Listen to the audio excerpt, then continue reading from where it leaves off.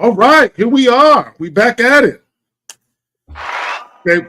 Let me plug the joint right quick. I know some of y'all saw the title. I'm like, what the fuck is he talking about?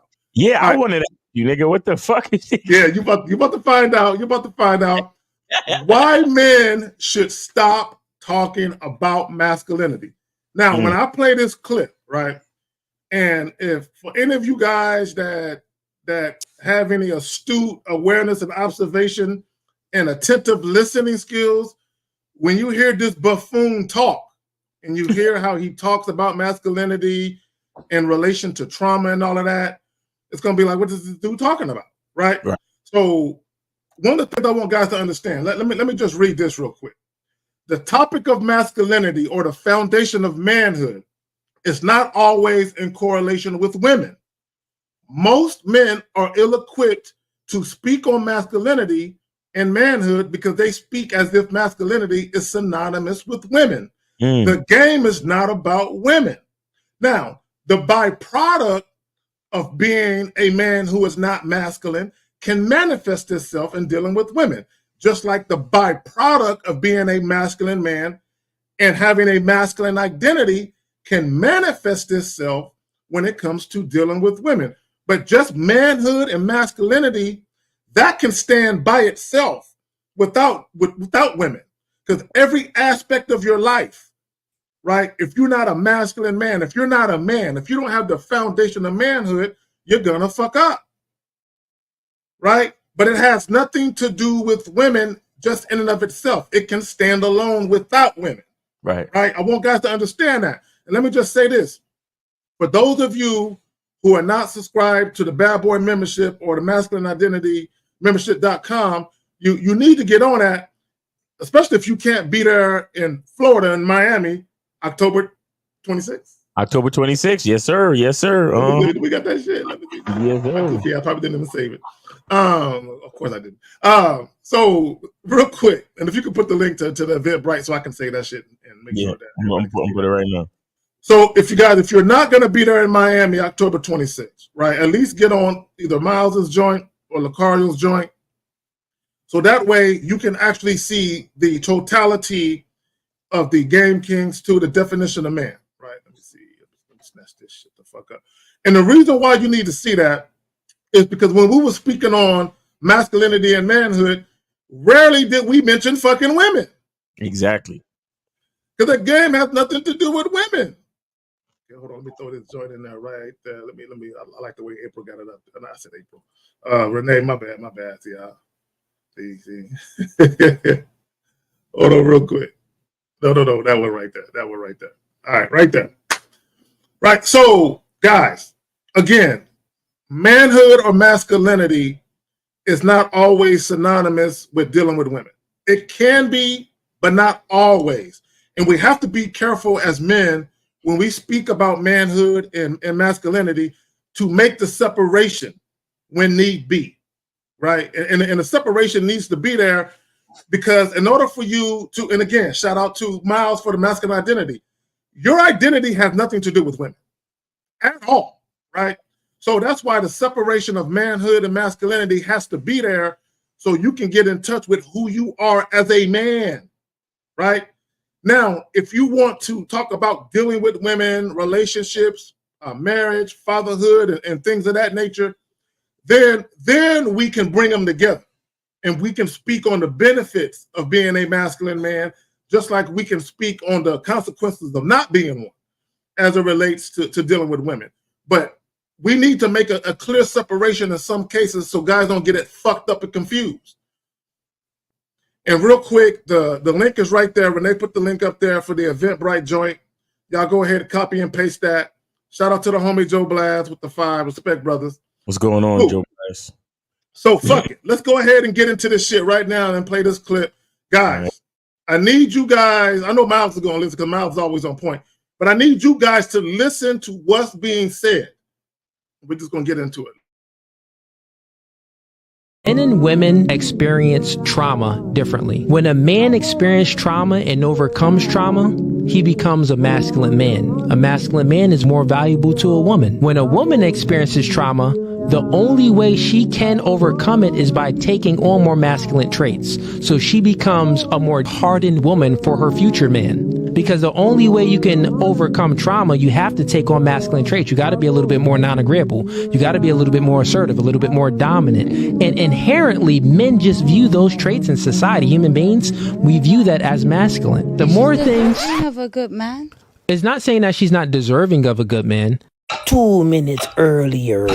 When you're at my age, you're more cautious. You even admitted it recently when you said that an older woman like me, I have to be a little bit more cautious. Well, god dang, that's more walls that you have up that I gotta break down because another put you through some stuff that made you put them walls up. Okay. Now, some of y'all might hear that shit and be like, I don't see nothing wrong with what he said. I'm going to break down with what he said and why everything is fucked up with it. Number one, here is the problem, and both men and women get this fucked up on the internet. People don't know what trauma is. Okay, so let me break down. Hold on, I got y'all. So let's break down what trauma is, right? And shout out to Lucario, because Lucario was talking about words. He did a live stream and he was talking about the importance of words and how you just can't recreate the definition of shit to fit your narrative. So hold on, let me do this right quick. We're gonna break this shit down today. Okay, add that. Okay, so this is what trauma is. Trauma is an emotional response to a terrible event, like an accident, crime, or natural disaster. Trauma has nothing to do with a woman doing you dirty in a relationship because your little heart got broke. For women listening, trauma has nothing to do with a man cheating on you and hurting your fucking feelings. Now, what I will say is, we're talking about trauma, an accident, a crime, or a natural disaster. So let's break down what trauma is, right? I mean, what the different types of trauma. Violent or sexual assault. That's traumatic. Who is more likely to experience violence or sexual assault in a relationship? Women, right? Also, another type of trauma, life-threatening illness or serious injury. Who's more likely to experience a serious injury in a relationship? Women, right? Not to say that it don't happen to men, but women, right? The traumatic loss of a loved one or someone close to you, witnessing violence, crime or accidents, natural disaster, childbirth. Men ain't having no kids. Women, right? Suicide attempt. Now, a lot of things associated with trauma, in many cases, have nothing to do with relationships. Right. Nothing, right? So when he was speaking about trauma, he said, any man who overcomes trauma is now a masculine man. That makes no sense. So if I get into a car accident and I overcome that, am I now a masculine man? So I have to experience some type of trauma to become a masculine man? Nonsense, right? And he's trying to recorrelate relationship issues. That's where he's fucking it up. He's trying to correlate the shit that men go through in relationships with the shit that women go through in relationships. And the woman said, I have to be cautious. Her being cautious has nothing to do with her being a masculine woman. Right? It has everything to do with, I've been lied to, I've been manipulated and deceived in relationships. So now I'm more cautious. I'm no longer as gullible and naive as I once was when it came to me wanting to believe what a man is telling me. Now I have to pay attention to how he's behaving in conjunction with what he's saying out of his mouth. That has nothing to do with masculine traits or masculinity. Miles, you want to speak on that, bro, before we get into this? No, keep going, because I'm yeah. Okay. So he was talking about a woman becoming hardened. Right. Yeah. Now, I agree with that premise, right? But that has nothing to do with her necessarily being a masculine woman per se, right? When you say hard, that's just her putting up walls and her not being as trusting, right? Just because you're not as trusting, that has nothing to do necessarily with femininity or masculinity on his own. That's just you being cautious. A man could be cautious. A woman could be cautious. Hell, a fucking dog that was mistreated by a previous owner can be fucking cautious, right? There's cats roaming around my neighborhood. If I whistle, they're not coming up to me. Why? Because they're cautious, right? So once that cat overcomes not coming up to me and lets me pet it, is it now masculine? It makes no fucking sense. But go ahead, fam. Go ahead, fam. No, well, one thing I that I always understand is that women don't have masculine traits. You understand? I mean, see, in my opinion, it's like this: women are following men's leads, and they want to emulate what they think masculinity is. You understand? So I don't like, how they call women masculine, or they say, oh, she's a masculine alpha woman, or she's a masculine woman. I really don't think it's like that. I think women are impersonating what they think men are. And a lot of it comes from the trauma, like you said. A lot of it comes from the fact that they've been through something with a man. And so they embody those things, and then they internalize it, and then they try to act like they know what a man is, or act like, and I think that's where I think that's where the a part of where the phrase toxic masculinity came from. Because they've been treated a certain way by a man, they think that ill treatment or that traumatic treatment is masculinity. You see what I'm saying? And then they have no other way to describe it other than toxic. So then they call it toxic masculinity. But that's not masculinity. None of that is masculinity. And like you said, trauma, getting over trauma don't have anything to do with necessarily do with masculinity. You understand? And so, in a lot of ways, these people on these podcasts, they have a weird perception, and they articulate their definition of masculinity in incorrect ways. You understand? Because they don't truly understand what masculinity is. So the whole thing with why, and I would probably say why males should stop talking about masculinity. There we go.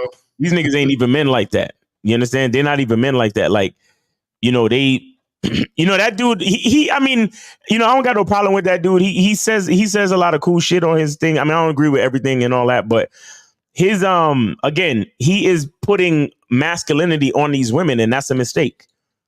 You understand? That is truly a mistake, because masculinity is not something for you to just like distribute freely like that.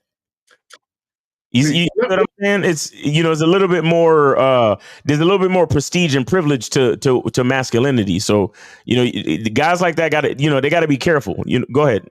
Well, see, and that's the point I want to make, because he's one of these red pill type of guys. He a lot of his commentary is in the same realm as Fresh and Fit, Kevin Samuels, where he has a lot of women on there, and he kind of goes at women for women being women. Right. And what I notice a lot of these guys that cater to the red pill ideologies, at some point they try to venture into a territory that they're unfamiliar with. And that's masculinity and manhood. Right. They try and add those talking points to their commentary. Right. And you can tell that they're new at it. That's not something that they're well versed in, because when they try to speak to masculinity, it's loosely thrown together. That's how I view it. Okay, you're just throwing words together, and a lot of and here's the problem with a lot of these guys. When you're popular and that type of thing, and you say things, most people aren't going to call you out, because damn near everything you say is golden to them, because they rock with your other shit. Exactly. Hold on, Mom. Give me just a second, bro. Okay. And guys, y'all could call in 919-647-9392, 919-647-9392. The phone lines are open. So if y'all want to call in, 919-647-9392. Oh, and another thing I want to let y'all know is that the Father's Day sale is on. 15% off masculine identity soap for Father's Day. Go to masculineidentity.com, order your soap, and make sure you put in the code father In the discount code area, put father, and you get 15% off for the Father's Day sale on the soap. All right, guys. So we got are you ready for calls, Kay? Yeah. Let's go. All right. 609. You're on live with Kay Zaggin and Miles on the Manhood is a Skill Set Show. Name, age, city. How can we help you? Yo, this is Josh, 25, New Jersey. How you gentlemen doing this afternoon? Chilling, man. What's up, Josh? How you doing, bro? I'm doing good, man. Appreciate it. Appreciate the game, y'all. You don't sound like you're doing good. You sound depressed. Oh, Either that or you laying on your stomach with your feet up. One of the two. You sound kind of sad, man. What's going on with you? Nah, I'm chilling, man. My fault. I just got done smoking, but okay. Yeah. Gotcha. Like, I was listening to you, man, and you was breaking down trauma, man. I like that. But what I want to ask you, gentlemen, this afternoon is, what's the difference, in your opinion, from trauma and struggle as a man? Trauma and struggle? What's the difference? Yes.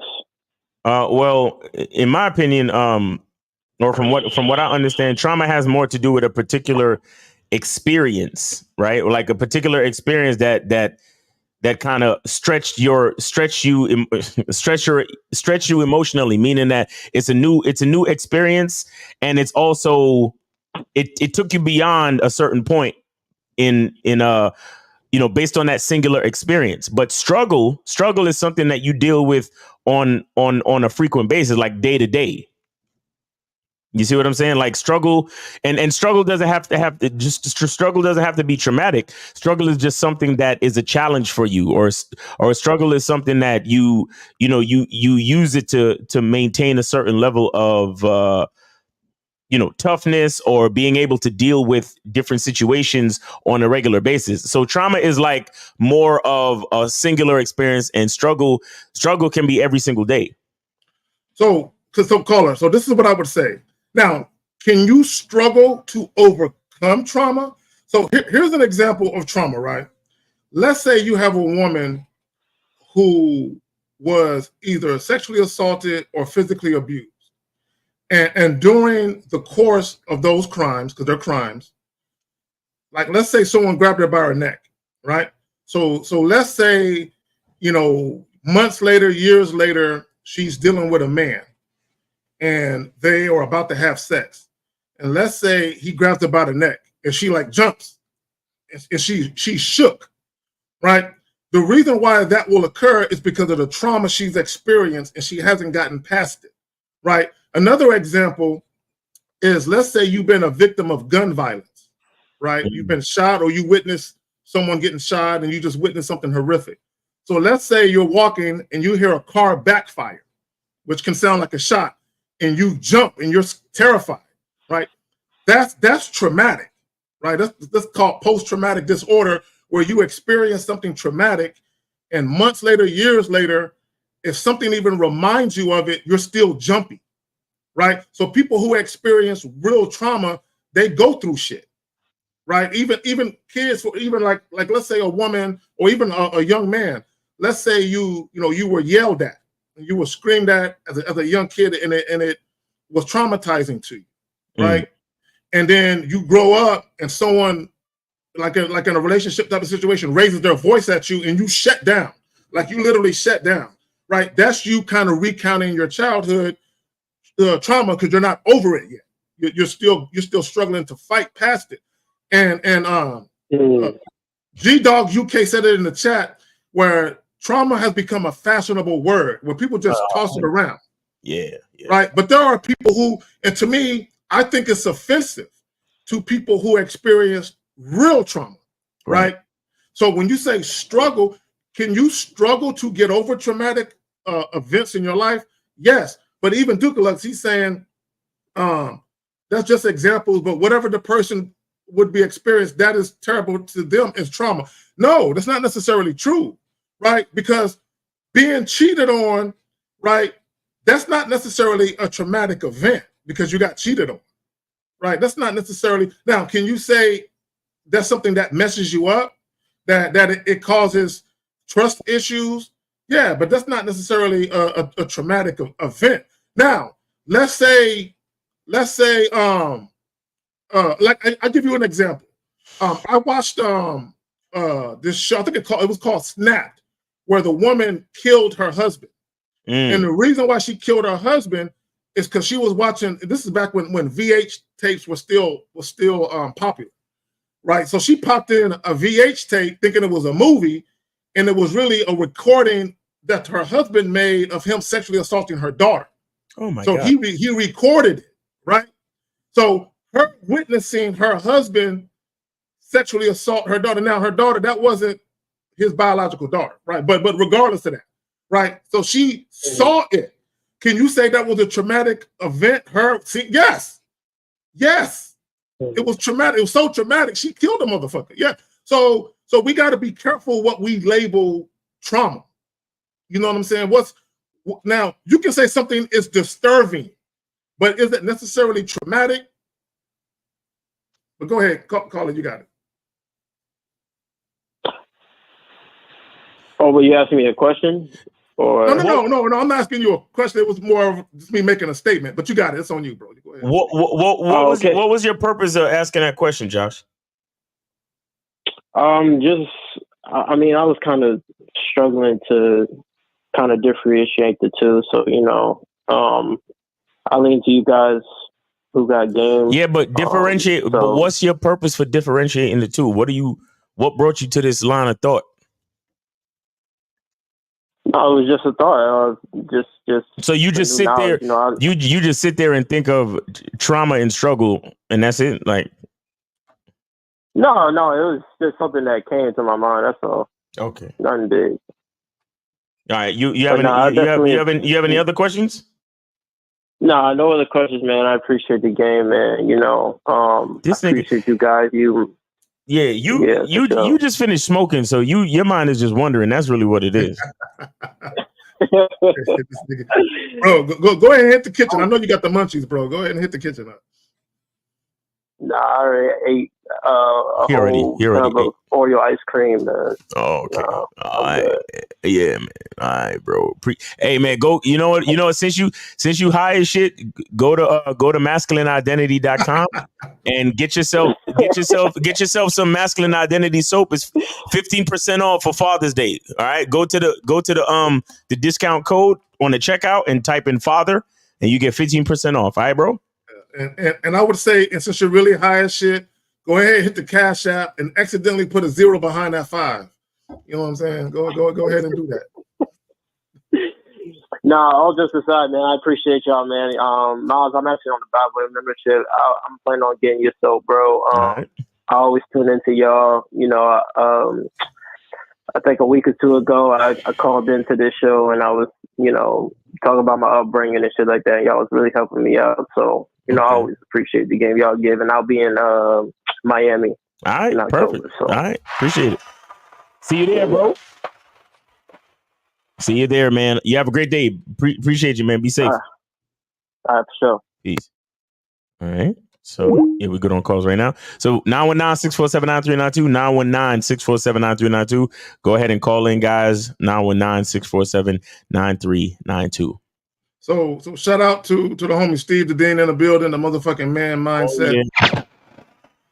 All right, so guys, if you have questions, by all means, you know what I'm saying? If you agree or disagree with what we said, if you disagree with my assessment on the video, and I'll replay the video in just a moment for people that's coming in on a late tip, so you can understand what kind of jump started me wanting to even talk about this shit. I'll replay it for some of y'all who are late. But whether you agree or disagree, especially if you disagree, please call in and explain why. Even if you disagree with the whole trauma thing, you know what I'm saying? And let me just say this again. When we start talking about defining things, right, from a subjective or an objective point of view, then we got to be careful, right? Because especially on YouTube, there's a lot of things that are taken out of context. There are things that have people's own, like even love. Like I'll use love as an example, right? All love really means is having a deep affection for somebody. That's all that it means. But you'll have people say, well, love to me means loyalty, respect, means that you care about somebody more than you care about yourself. That's not what love means. But for that person, that's how they view what love means to them. So even when it comes to that, right? Love in and of itself is subjective. Now, if you're just going by the true definition of what love is having a deep affection for someone. That's it. But people put extras on it because people like to say, well, in my opinion, this is how I feel about this topic. And you're entitled to that. But when you start creating your own definition for something, the danger in that is you start to think that your definition is more factual than opinionated.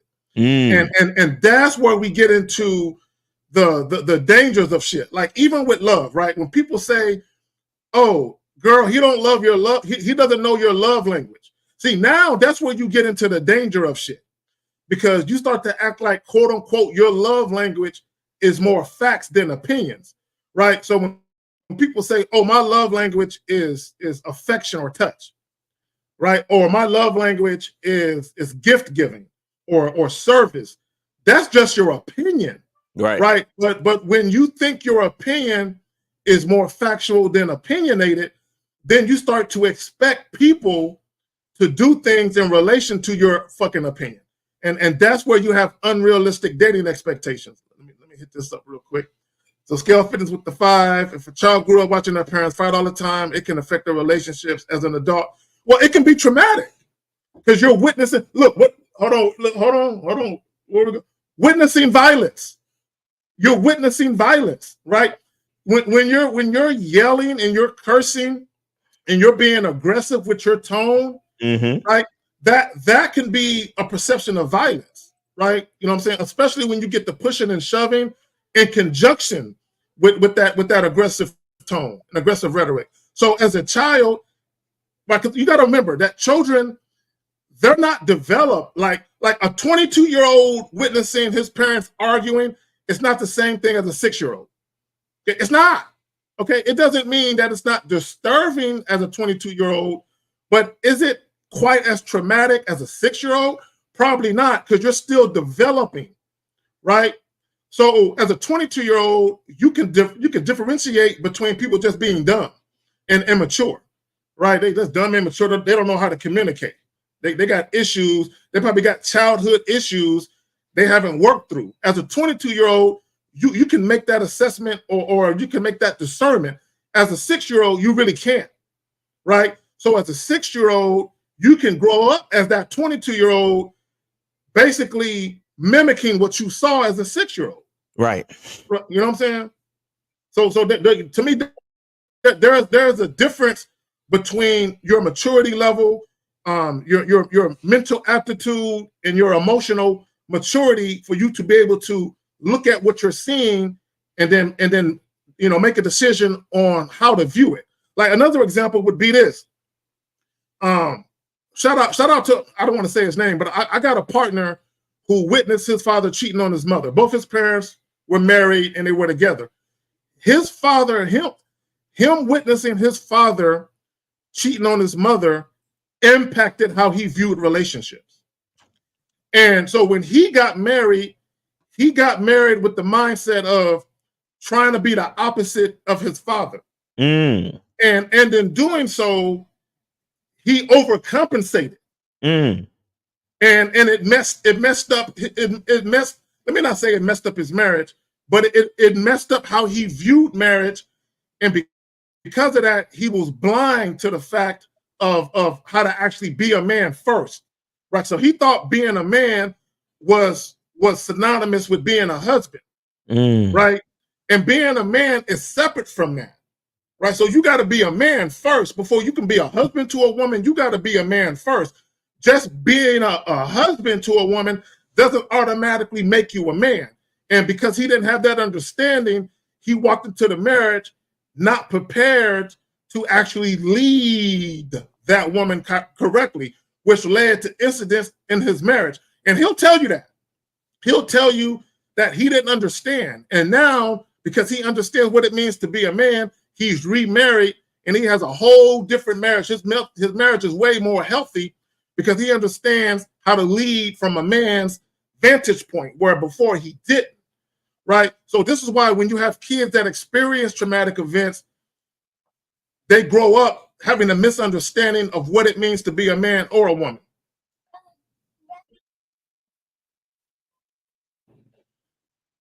So I just want guys to understand that. This is why we got to be careful when we talk about manhood and masculinity. We have to have a separation of what it means to be a man, just a standalone man. Okay, then we can address childhood trauma separately from that. Then we can address what it means to conduct yourself as a man in relationships with women. We can tackle those independently. But when we talk about being a man and having an identity as a man, we need to tackle that first.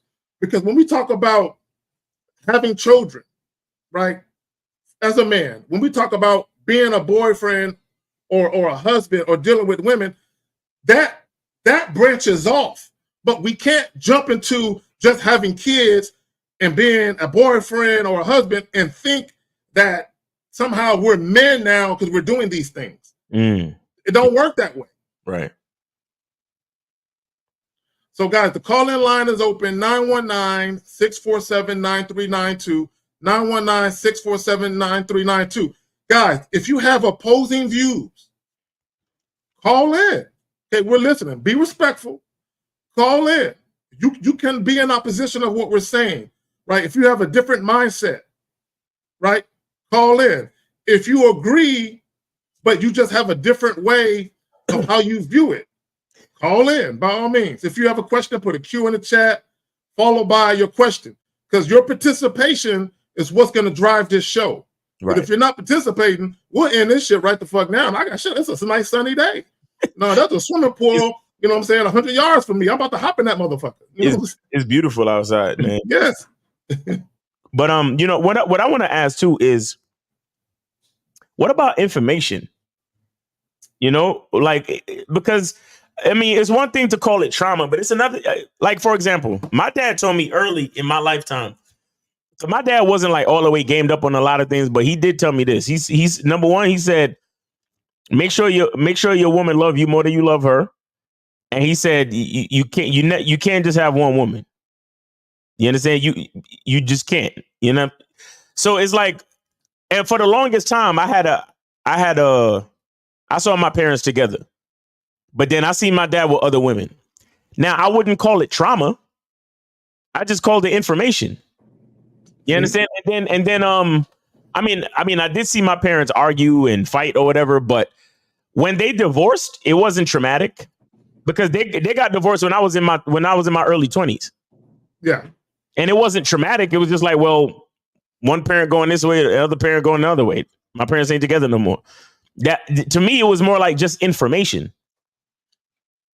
You see what I'm saying? And so it's like, a lot of times it's not always trauma. It's not as dramatic as you think it is supposed to be. It's like, sometimes it's just information. Like, you learn something new. Like, oh shit, my parents have been together all this time, but now they decided to do something different. So now it's just new information to bring it into the fold. You see what I'm saying? All right, so we got 816. You're alive with K Zaggin and Miles. Name, age, city. How can we help you? Yeah, that's Rome, 38 in Georgia. Rome, 38, Georgia. What's going on with you, man? What's your question? Yeah, y'all say why men shouldn't talk about masculinity. Why not? Yeah, ask K Zag. That was on him. Okay, so caller, are you listening or are you watching us? I just tuned in. Oh. Are you listening or watching us on screen? I seen y'all on the screen. Okay, so I'm gonna play a video clip for you, right? And after I play the video clip for you, you'll understand what I'm saying. Now, you can agree with what you see or disagree with it. I'm gonna play this video clip for you, and then you can understand what I'm talking about. Men and women experience trauma differently. When a man experiences trauma and overcomes trauma, he becomes a masculine man. A masculine man is more valuable to a woman. When a woman experiences trauma, the only way she can overcome it is by taking on more masculine traits. So she becomes a more hardened woman for her future man. Because the only way you can overcome trauma, you have to take on masculine traits. You got to be a little bit more non-agreeable. You got to be a little bit more assertive, a little bit more dominant. And inherently, men just view those traits in society. Human beings, we view that as masculine. The more things... Have a good man. It's not saying that she's not deserving of a good man.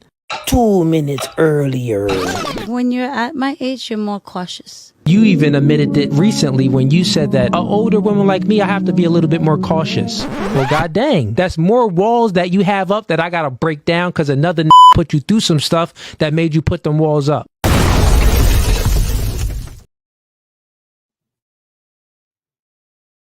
So the video is really about, or the stream is really about how some men are ill-equipped to speak on masculinity, right? Some men are ill-equipped. So I'm gonna pass it to you, but let me just say this real quick, caller. The problem with what he was saying was he was trying to correlate masculinity with overcoming trauma. Then he was trying to correlate that with how women view trauma. Masculinity and manhood has nothing to do with trauma, and it has nothing to do with women.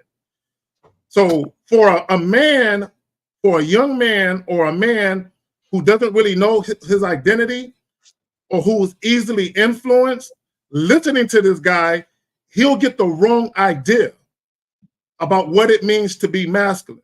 So he's saying, and when a man overcomes trauma, now he's masculine. Bullshit.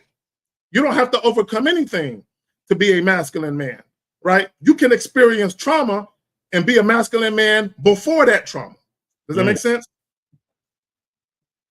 Yeah, it's prevalent and it's imperative about masculinity that you teach that. You gotta have that as men.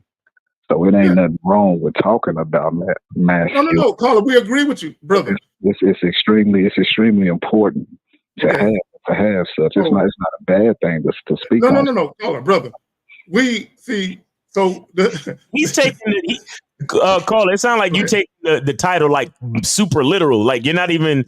Did you watch the video that he played for you just now? Yeah, I peeked it. Okay, so but it's like you just keep talking about, oh yeah, we need to talk about it. We need to talk about it, but you're not.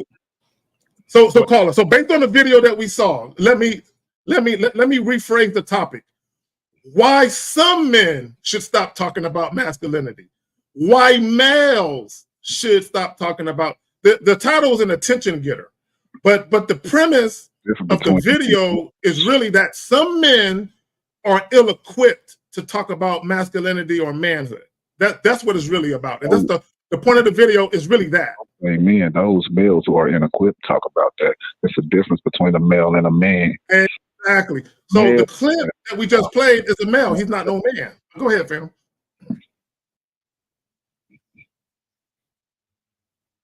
You got it. No, I was just saying that those are males who are ill-equipped talking about that. A man definitely know what he's talking about when and know how to display masculinity and all that. No, we agree that masculinity needs to be talked about, but it needs to be talked about by men who actually know what they're talking about. That's the difference. So masculinity is very, very important. But when we do talk about masculinity, we need to have commentary and discussion where we can talk about it without always bringing women into the equation. Without offending anyone, hurting anyone's feelings is what you're getting at. No, I don't give a fuck about offending nobody. I don't care about hurting nobody's feelings. No. What I'm saying, brother, is this. Like, even with the Game Kings 2 documentary that Miles and Lucario did, right? If you watch the clips of it, we rarely, if ever, speak about women, right? We speak about what it means to be a man unto yourself. Like, for each individual guy, right? If I ask you, what does being a masculine man mean to you? You should be able to tell me without mentioning women at all. Right? You know what I'm saying?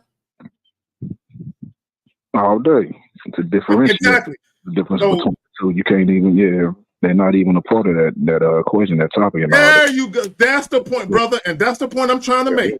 is that women are not part of the equation when we talk about defining masculinity and defining manhood and having a masculine identity. Women ain't got nothing to do with that shit at all. Right now, women can benefit from it. Right? If you are a real man or a masculine man, can a woman benefit from it? Most definitely. But go ahead, brother. You got it. Gotcha. Yeah. That's all. I just wanted some, just the, I guess, since you broke that down, the clarification and all that. But I was just one based off the topic or what have you, that masculinity. Men shouldn't talk about masculinity. But you broke that down. I understand. I understand where you're coming from. Cool. You know, based off of that video as well. So yeah, now it really come to the forefront, makes sense and all that. But y'all enjoy the rest of y'all day. Continue watching the show. All right, man. Appreciate you, brother. Thanks for the call, man. And I'm sure he wasn't the only one that needed that little bit of clarification. So it's all good, man. We appreciate you. Guys, call in 919-647-9392, 919-647-9392. Go ahead. See, but sometimes we need to get you guys' attention. Because if I were to put why some men, it wouldn't have had the same effect as it does with that current title. So exactly right. I got to get you guys' attention. Look, let me just say this. And shout out to Lucario again, right? Because, you know, with the advent of social media, YouTube, these live streaming platforms and apps, everybody has a voice. Right. Everybody. But the problem is everybody has a voice. So it's a wonderful thing. And also, it's not a wonderful thing that everyone has a voice. And we have to be careful how we facilitate and disseminate information.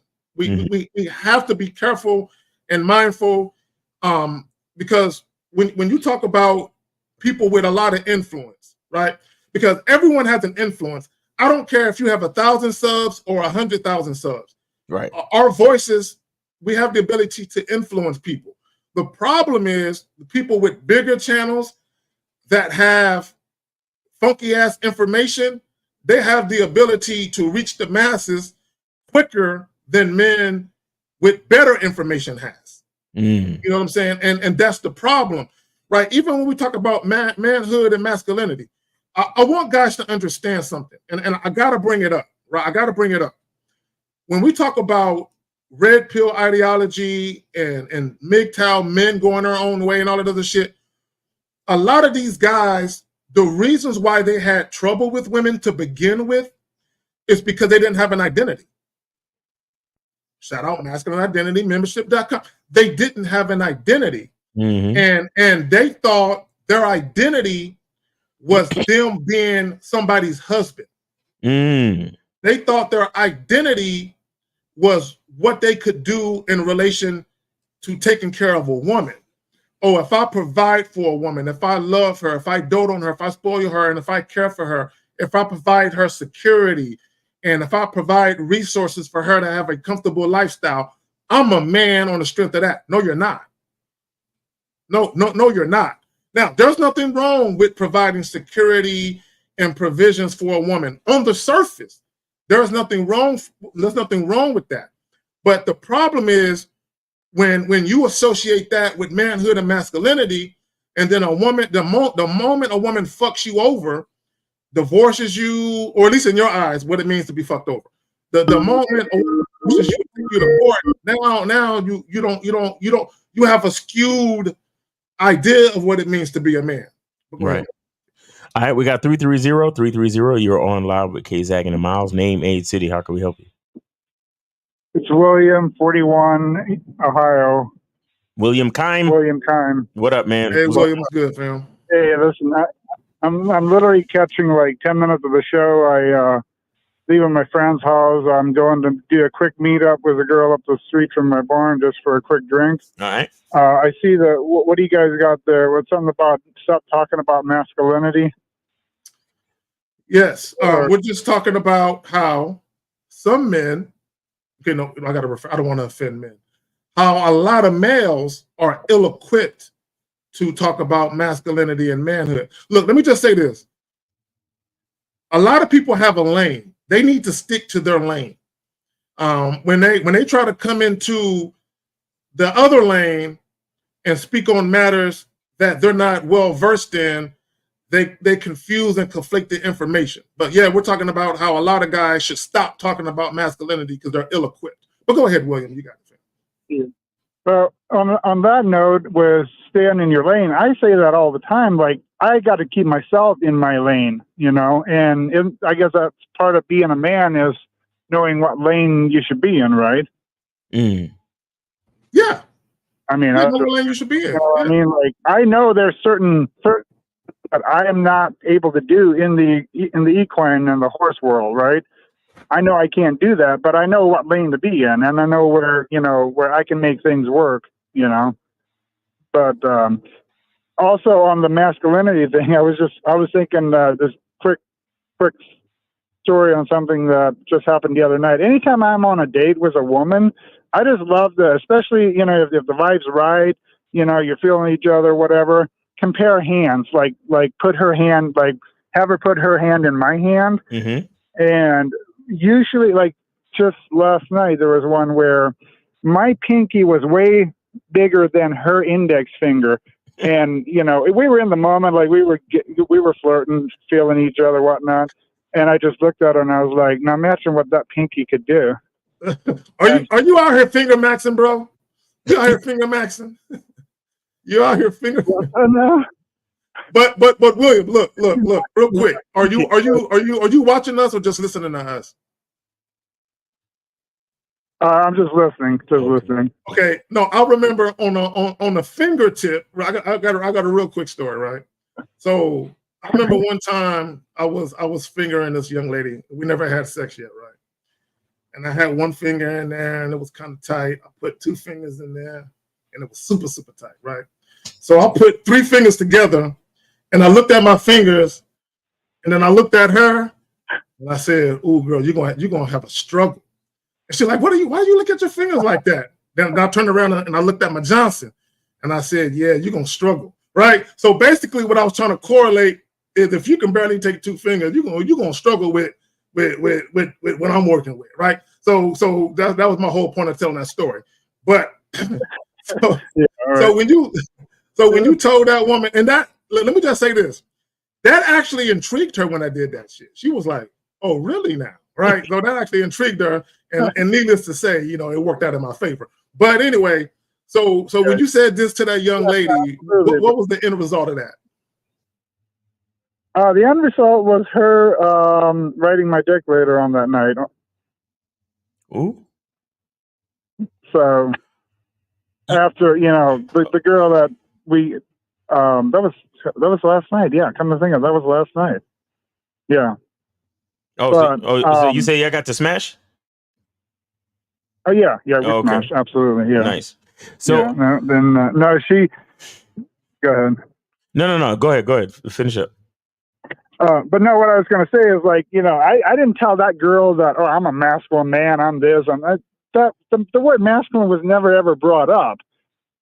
Just the way I presented myself around her and her feeling her hand in my hand, you know what I'm saying? I mean, and I work outside all the time, and my hands are pretty rough as far as callous, you know what I'm saying? Right.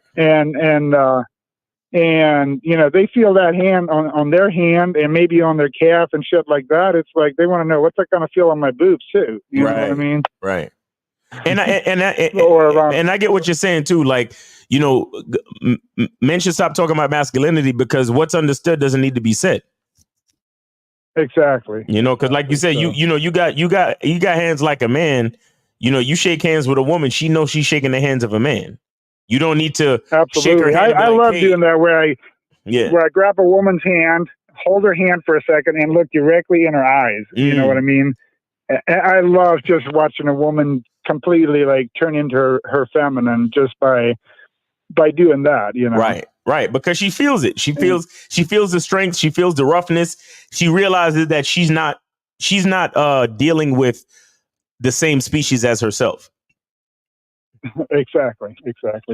But anyway, I gotta check on the horses real quick. Then I'm running up the road to meet a girl for a first time meetup for a drink. All right. Come back, finish taking care of the horses, and then go off to going to a rodeo down south, but I'm meeting up with a chick right before the rodeo. We're meeting up to have a drink, and she was talking about wanting to go to the rodeo with me. Nice. And which, you know, I'm like, that's kind of a lot for a first date, but fuck it, you know, she'll be wildly entertained, and she's from, like, she knows the rodeo world too, you know. I mean, hey, just be intentional with your shit. Invite her back to the hotel, and, you know, make it happen. Yeah, absolutely. Yeah. It'll be a fun night, and even if we're not feeling each other or whatever, I'm still going to the rodeo. You know? Exactly. Like, so you'll be in a place that you're comfortable. You're fine. Exactly. Yeah. So, all right. Well, you guys keep doing your thing. I got to run, but I'll be listening here. All right, bro. Hey, keep doing your thing. And shout out to Los with the $4.99 super chat. He said, "Was it the right move for me to end a 2-year relationship because she said we needed to have some space?" Yes. Yeah. And, yeah, go ahead. We have a call, but if you want to answer that real quick. Well, let me just say this: if a woman says she needs space, trust and believe 99% of the time there's somebody else she wants to entertain, and the reason why women say they need space is because them cheating would cause them to sneak around, and they can't really maximize the experience with the new guy. So they need space so they can go out, kick it, and do all of that. That's all that really is. Yeah. That was the right move. When a woman says she needs space, it's a wrap. Just call it a day and move on. So we got 610-610. You're on live with K Zaggin and Miles. Name, age, city. How can we help you? Hey, how you guys doing? It's Jay, Pittsburgh, Dirty too. All right, what's going on with you, man? Hey, what up, Jay? Not much. Just I got a quick question. So, what do you guys take on hollering at females? You know, like say they walk in, you're in the car. Mm-hmm. Like, what do you guys think about that? Bro, I guess when I was younger, but now it's a little bit more. Do it. Why stop? Bro, look, let me tell you something. Okay, I've done that several times in my lifetime. I'm driving, I see a little something walking down the street. I honk my horn, I point, hey, wait right there. Now, if she keep walking, then she gonna keep walking. But if she stop, I'm gonna pull over, hop out, and holler at her. Bro, you can, if you see a woman that you feel is visually appealing to you, you know, if she happens to be your physical type and all that type of stuff, bro, it don't matter. You know, holler at her. If you don't want to holler, don't holler. But go ahead and talk to her. You know, all she can do is say no or keep walking. You know, that's it. Yep. So you all right? So she stopped. You get out the car. I have, bro. Yes, I've literally been riding down the street and maybe either by myself or me in a. But let me just say this: I've been walking and chicks pulled over and offered me a ride multiple times. So even a woman, you know what I'm saying, will pull over. Oh, I like what I see. Like I had women say, "Sir, it's hot out here. Why don't you get in the car and get into some AC? Show you right. I'm gonna hop right in there too." But anyway, I'm gonna hop right on in there too. I'm sweating. But and I'm gonna take off my shirt. Like, man, if I take off my shirt, girl, I'm hot. The AC to hit me, right? So you can see what's anyway. I don't want to get too much into that. But caller, yeah, man. If you see a young lady walking down the street, and a lot of times you ain't even got to say nothing. You can just pull over, park. You know what I'm saying? Run up on her. When I say run, I don't mean hit a full sprint. Like you chase down the street trying to catch her. No, you ain't got to do all of that. You know what I'm saying? But if you want to pull over and talk to her because you got some time on your hands, yeah, bro, I don't see nothing wrong with that. All right, that's cool. And then the other question I got was handshakes. All right, do you guys generally, like when you're first meeting a woman, you introduce yourself, do you extend your hand? And do you? Okay. So let me tell you what I do. Let me tell you what I do. Right. I'm a very assertive individual, and I like to make sure that my presence is felt at all times. Right. So when I meet a young lady, face to face, I'm gonna shake her hand. It's gonna be firm, but not quite as firm as I would with a man. You know, when you shake a man's hand, it's firm, but you release. You don't sit there and hold it and keep talking to him, right? So when I'm shaking the hand of a woman, it's gonna be firm enough where she knows that her hand is in the hand of a man, but also I don't let go, right? And so if a woman wants to let go, she can let go.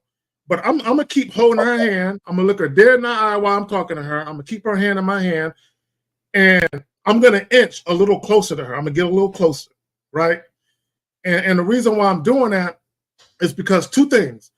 One, if women aren't really feeling you, they're typically not going to let you hold their hand. They're typically going to take their hand right real quick, right? If a woman snatches her hand out of your hand, she's telling you with that action, she really ain't feeling you and she don't really want to be touched by you, right? Mm-hmm. But if a woman keep her hand there and she's engaging you and she don't make no effort to really pull it away, and then as you inch closer, you keep right on talking to her, chances are she's feeling your presence in that moment, right? That's personally why I do it. That's just me though. No, that's a good strategy, definitely. Okay, all right. Yeah, I just wanted to hear you guys take on those topics. Thanks, man. I really appreciate that. All right, brother. You have a good day, man. Thanks for the call. All right, guys, we got a 919-647-9392, 919-647-9392. Make sure y'all call in, man. We are here for you.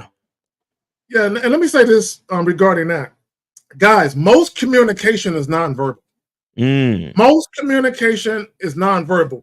If you have social awareness, astute awareness, and you can observe things well, and you pay attention to what's going on, you can tell if a woman is feeling you a lot without even her having to say anything specific to let you know. You can kind of tell. Right. You know what I'm saying? If you're paying attention. See, a lot of guys, when guys call in and they ask us shit like, I was at the gym and this chick did this, and I was at work and this chick did that. The reason why they're asking those questions is because they don't truly understand what they're seeing, right? And what I mean by that is this. Just because a woman is friendly doesn't mean she's interested. Just because a woman is pleasant doesn't mean she's interested. Just because a woman is smiling at you while she's talking to you doesn't mean that she's interested. It don't mean that, right? Because it's all about context, right? So what I mean by that is, if you're dealing with a woman in the service industry, she's a hostess, she's a waitress, she's a bartender, their tips are predicated on them being very pleasant, friendly, and sometimes flirtatious, right? So this is why you can't really allow those situations to lead you astray as far as what you think you're seeing. All right. He said, hold on, what did he say? Hold on, I gotta bring this up. He said out here, hitchhike. Yo, look, let me tell y'all something. When I was in the military, it happened a lot. Like when I would be walking places, like on base or anywhere near the base, I had a lot of chicks that would pick me up while I was walking. And more often than not, they were interested, right? But I didn't necessarily assume that right away. I didn't necessarily assume that because a lot of times, they had on their uniform too. They were fellow soldiers, right? So a lot of times they're just like, I see a fellow soldier walking as hot as hell. Let me pick him up, because I had dudes that would offer me a ride too. So I didn't automatically assume anything about it. But once I got in that car with those females and we started talking, I was like, she down. You know what I'm saying? So, where's your barracks at? You know what I'm saying? So anyway, so that's what we call like the dorms and the college. We call them barracks. Same shit. Right. But yeah. So I made it work for me, man. Look, and let me just say this, guys. A lot of times, women aren't going to make it obvious that they're interested. You know what I'm saying? You just got to pick up on the signs. A lot of times, women are going to do things, and if they perceive you to be the type of guy that can get women, they're going to expect you to know. You know what I'm saying? What it is they're trying to do, even if it's, even if they're subtle with it, right? Right. Covert with it, right? So guys, real quick, get your tickets, right, on the Eventbrite. Game 2, Game Kings 2, the definition of game, the documentary screening in Miami on October 26th. Get your fucking tickets. Yo, your boy gonna be there. I didn't make it in Vegas, but I'm gonna be here. I already got my hotel. If Steve is watching, I got the room at the Hyatt too, fam. I got the room at the Hyatt too, fam. So we right there, baby. We right there. You know what I'm saying? So I'm already, making sure it's gonna be on point and shit. I'm looking up restaurants and shit. The boy got to eat. I like seafood, so I gotta eat. But so there we go. Guys, if y'all got questions, put a Q in the chat. I think we do got a question. Also, real quick, the number is right there, 919-647-9392. Yep. Call in if you got a question regarding the topic, or if you got any question for that matter. Please call in. I'm saying we'd love to speak to you. All right, so V Win says, can a man be considered masculine if he has no roster of women in his life? Fam, being a man has nothing to do with women. You can be a virgin. Guys, you can be a virgin and still be a masculine man. And let me just say this about being a masculine man or a man in general. Guys, in real life, okay, when you're talking to women, I've never had a discussion about masculinity like that, where a woman is like, so, Carrie, are you a masculine man? Or you just kind of like just a regular man, right? You know, that shit don't come up, right? So when you deal with women, like in real life, when you get away from the internet, when you deal with women, either you are the type of man she's attracted to or you're not. Right. Okay, it's literally that simple. Either you're the type of man that you are attracted to or you're not. And when it comes to behaviors, right? Because when we talk about adult males and men, because someone said earlier, having sex doesn't make you a man, and that's true, right? Your behaviors, right? When we talk about how you conduct yourself and how you behave, that separates adult males from men, right? Just because now, when you turn 18 years old, legally you're a man. Legally, right? Just because you have a dick and a set of balls and you're 18, that doesn't make you a man, right? You can have a guy who's 28 and he acts like a little boy. And you can have a guy who's 50 and he acts like a little boy. Right? So just because you are a man and you've been through some shit and you're married and got kids and all of that, that don't make you no motherfucking man. And believe that. So we got to be careful with that. Go ahead. Nothing having to do with women makes you a man, bro. You understand? Like, we keep trying to tell you how the game is not about women. Like, no matter how many times we repeat it, it's like niggas don't get it. Just because you don't have to even have a girlfriend. Forget a roster. You don't even need to have a girlfriend to be a masculine dude. You understand? So yeah. it has look, having a masculine identity, being masculine has everything to do with you embracing yourself, being who you are, understanding your purpose. Renee P. You understanding your purpose and you living your life according to your purpose and according to your identity. You understand? Like a good example of a masculine identity, right? In my opinion, right now, as a decent example, if anybody watches the NBA, look at somebody like Kyrie Irving. Kyrie Irving went through the fire. Kyrie Irving got suspended. He got punished. You know, they wouldn't let him play because he didn't want to take the shot. They called him anti-Semitic. They almost kicked him out the fucking league. Everybody was saying that he was supposed to retire. He lost his Nike brand deal, all of this shit. And now everybody, you know, figuratively is sucking his dick because he's in the NBA finals right now, playing really great basketball. And so what I want to say is that that's a masculine identity. He stood by his principles. He held on to what he believed in, regardless of what anyone said. And he kept on doing it to the point where now he's in the advantageous position and everybody's bowing down to him simply because he held on to what he believed in. That's masculinity. And that has nothing to do with a female. At all. At all. But he knew who he was. He knew how he wanted. He knew that he didn't want no vaccination. He knew that he wasn't going to hold his tongue on the truth about being a Semite as far as his religion and his religious and spiritual and historic beliefs. He knew that nobody could stop him on the court.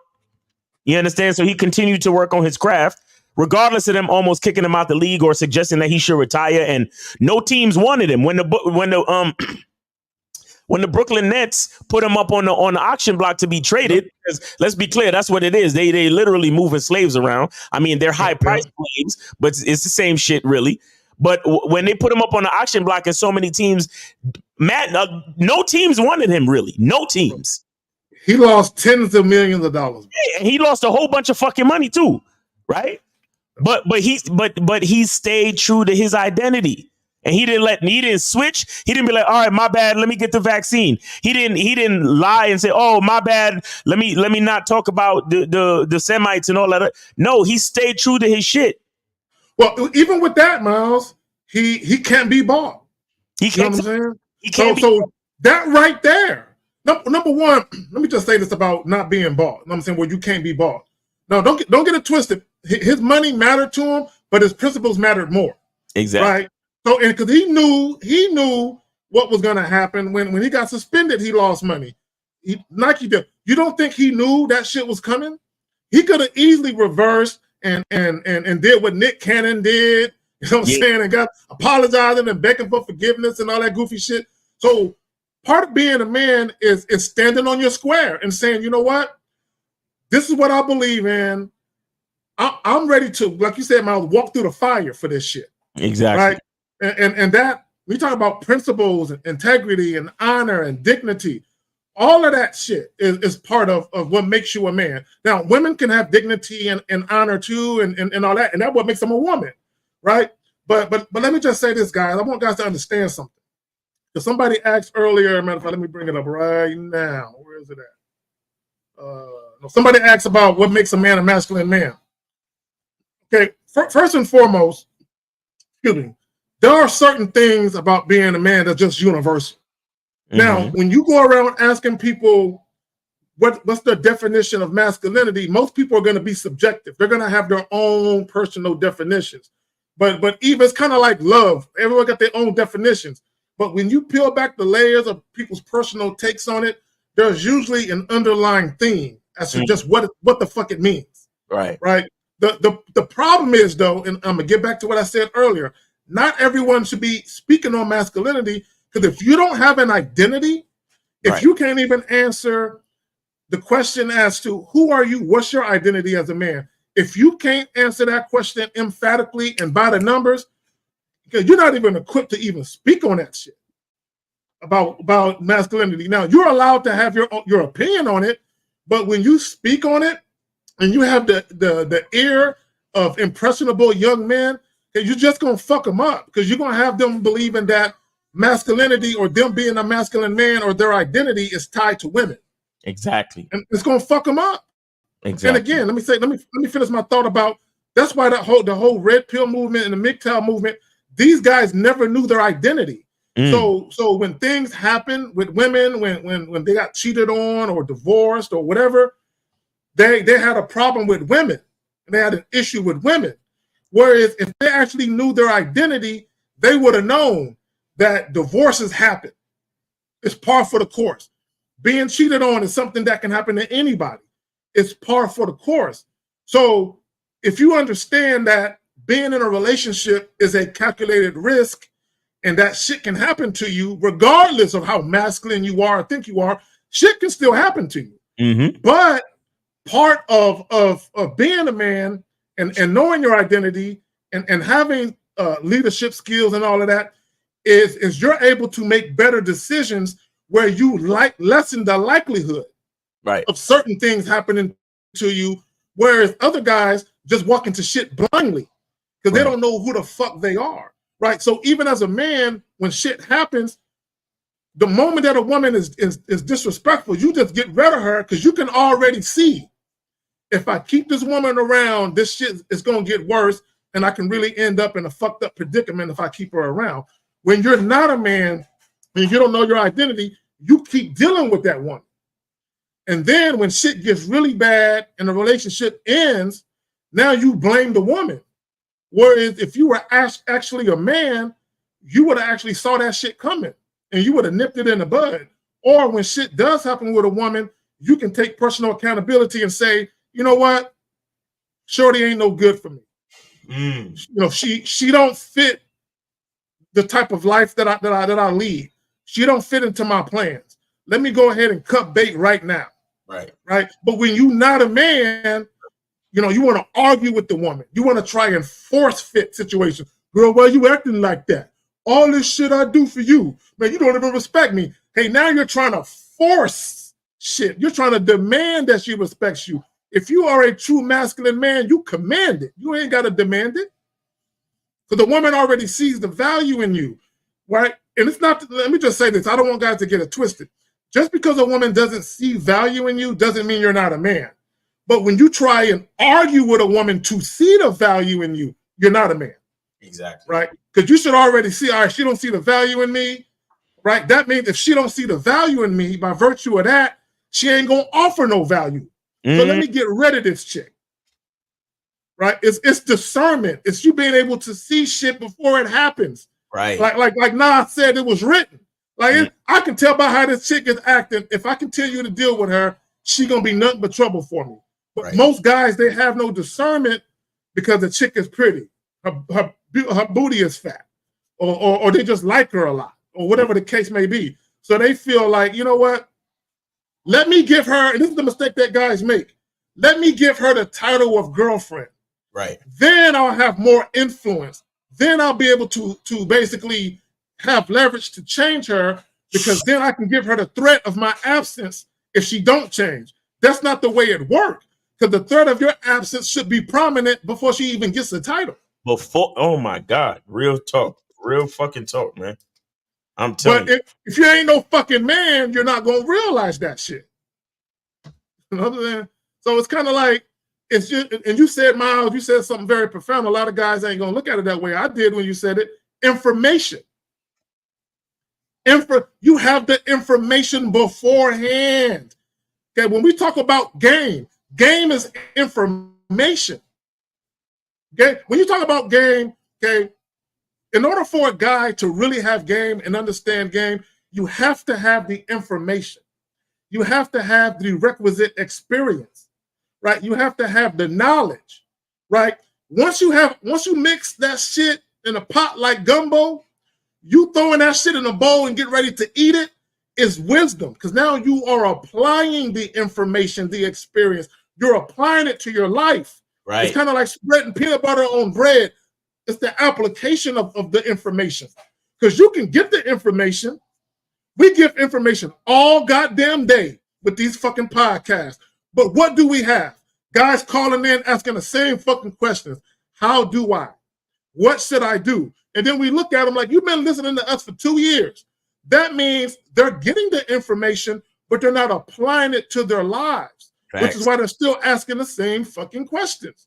Right. They're not applying it, right? And when we talk about disseminating and facilitating information, and we talk about manhood and masculinity, even with the Game Kings 2, the definition of man, if you're not taking something from what's being spoke and the lessons learned and the information being given, if you're not taking something from that where you can say, you know what, I can apply that, right? If you're not doing that, then you're just being entertained by what you're hearing.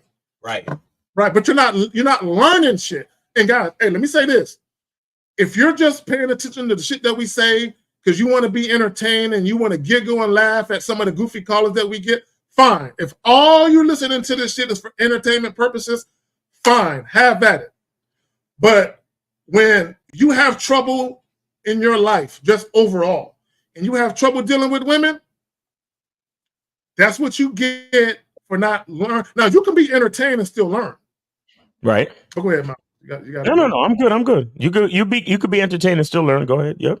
Okay. But there's someone asking you a question. It says, Miles, I know you got the soap, but have you tried making lotion, masculine lotion, stay moisturized, gentlemen, not ashy? So I do shea butter in the fall and winter. I do a seasonal shea butter that I sell. I do a seasonal shea butter. If you go to masculineidentity.com, you can check out the shea butter. It's sold out now, but you can check it out. But yeah, I do a seasonal shea butter. I did it for the first year this year. I'm gonna be doing it again starting this fall. So yeah, but me personally, I use shea butter year round. I whip my own shea butter. And I keep my shit moisturized. That's why I look so handsome on the camera right now. Yeah, let me say this about shea butter. I got shea butter soap too. Also, you put oatmeal in your soap? Nah, I use shea butter in the soap. Matter of fact, look, can you see? Oh, the Okay, see, ingredient. there we go. Shea The butter, first- coconut, and coconut oil is the truth. Let me just say that.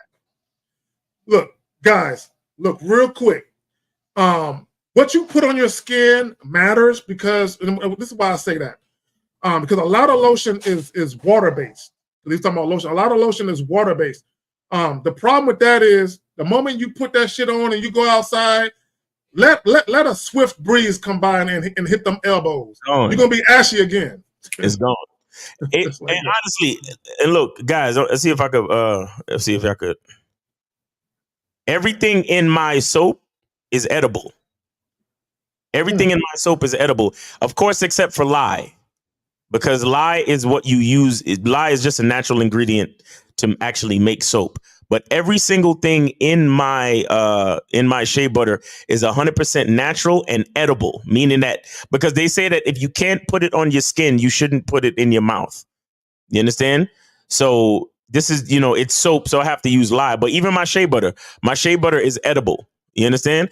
Everything I use for my products is 100% natural and edible. I render you see where it says grass-fed beef tallow? I render the tallow myself from grass-fed beef. Like I literally go to the butcher, I go to Whole Foods, I go to the butcher section, and I get beef tallow.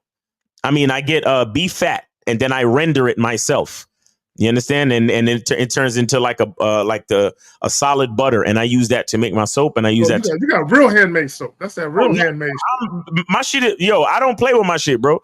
I don't play with my shit. I come like my pops makes herbal tonics, and he's painstaking when it comes to that shit. And I'm sort of the same way when it comes to my soap and my shea butter. I don't play games, because the reason why I started making soap and shea butter in the first place is because so many other things on the market are not good for your skin, is not good for your body. You understand what I'm saying? And my biggest fan of my shea butter and my soap is my lady. Yep. You understand? And she has wonderful skin, and she smells so damn.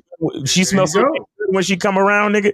It's a beautiful thing. So so I'm saying if I wouldn't put it on my skin and I wouldn't put it on my lady's skin, then I wouldn't sell it to y'all. You get what I'm saying? Hey, and I'm gonna testament. Hey, I use that soap. That's some dope soap. But let me speak to this, because they got coconut oil in this shit. Look, this is 100% pure refined. You can cook with this. You can put this on your skin. Also, guys, for you guys that be having sex with women who aren't that sexually attracted to you, this is, you can also use this to you can also use this to loosen it up. You know what I'm saying? You know what I'm saying? So for you guys that use that KV shit, facts. You can use this for this too. This is a women owned product, so you can also use this as a lubricant. Facts. You know what I'm saying?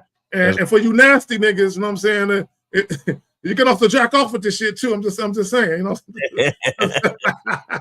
but you can cook with this shit. This is edible, and it's good for your skin too. Oh man. But yeah, so it's over 9K. Look out for my shea butter in the fall, because again, and the reason why I only sell my shea butter in the fall is strictly based on temperature. You understand? Strictly based on temperature, because once I ship it, if it's warm outside. Once I ship it, by the time it get to you, it'll be liquid. You see what I'm saying? So that's why I only do my shea butter in the fall and the winter. Yep. There you go. So what's the name of it? This is Butcher Boy. You can find it at any grocery store. You know what I'm saying? But you get it at Walmart, I'm sure. Butcher Boy. But my ex put me on to that. My ex put me on to that. So when we parted ways, I'm like, I remember that shit. Let me snatch that up right quick. let me, she's the buffer brother. Well, you know what I'm saying? Let me snatch that up right quick. So there we go. Monogamous, yeah. Grateful coconut oil massages too. Yeah, bro. Yes. Shout out to monogamous. Facts. Yes. Now, and that's a wonderful thing too. And this is why, like, I think people need to really like ease up on the the dramatization and the leaning into the trauma shit, because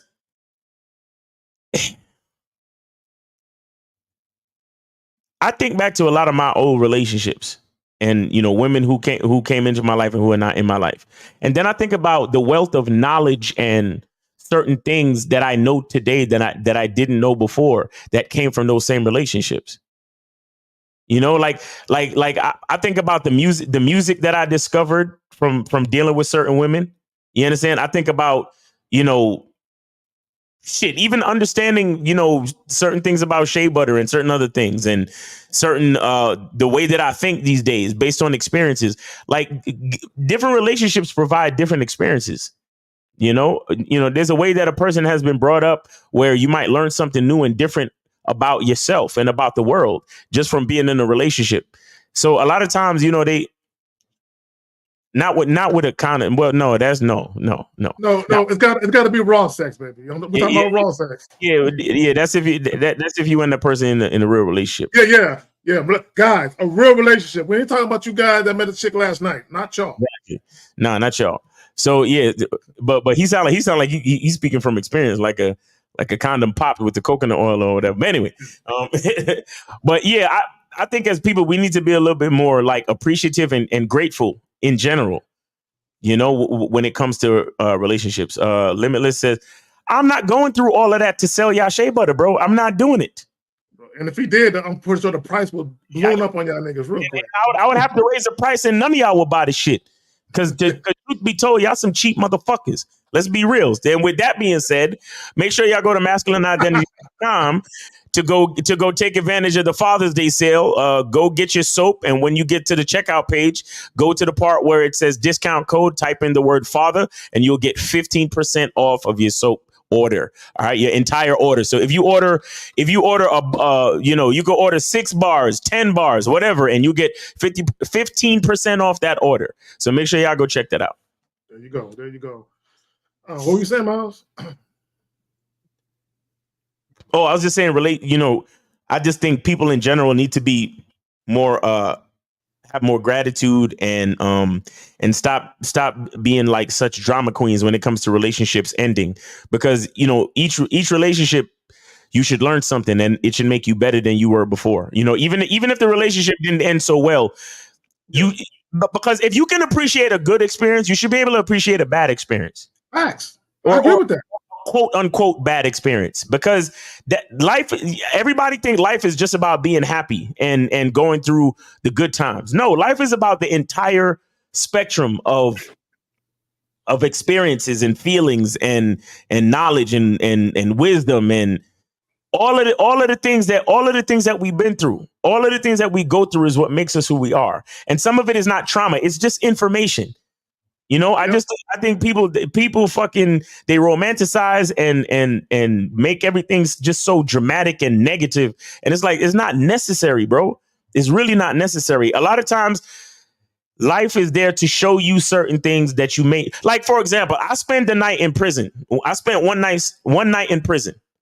And as God is my witness, I'm grateful for that experience. I know it don't sound, I was wrongfully put in prison too, wrongfully.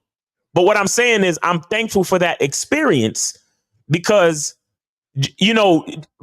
practically speaking, it's like, damn, I never have to say, man, I wonder what it's like to be in prison.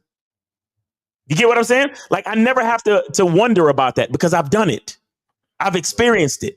You understand? And even though it wasn't the best experience of my life, there are things about it that I can appreciate. And I think that even that in itself has a lot to do with understanding masculinity, because if you're objective, you can take away what you need from any given situation, whether good or bad, and use it to make you a more well-rounded, stronger person. You understand? To add it to your masculine identity, so to speak.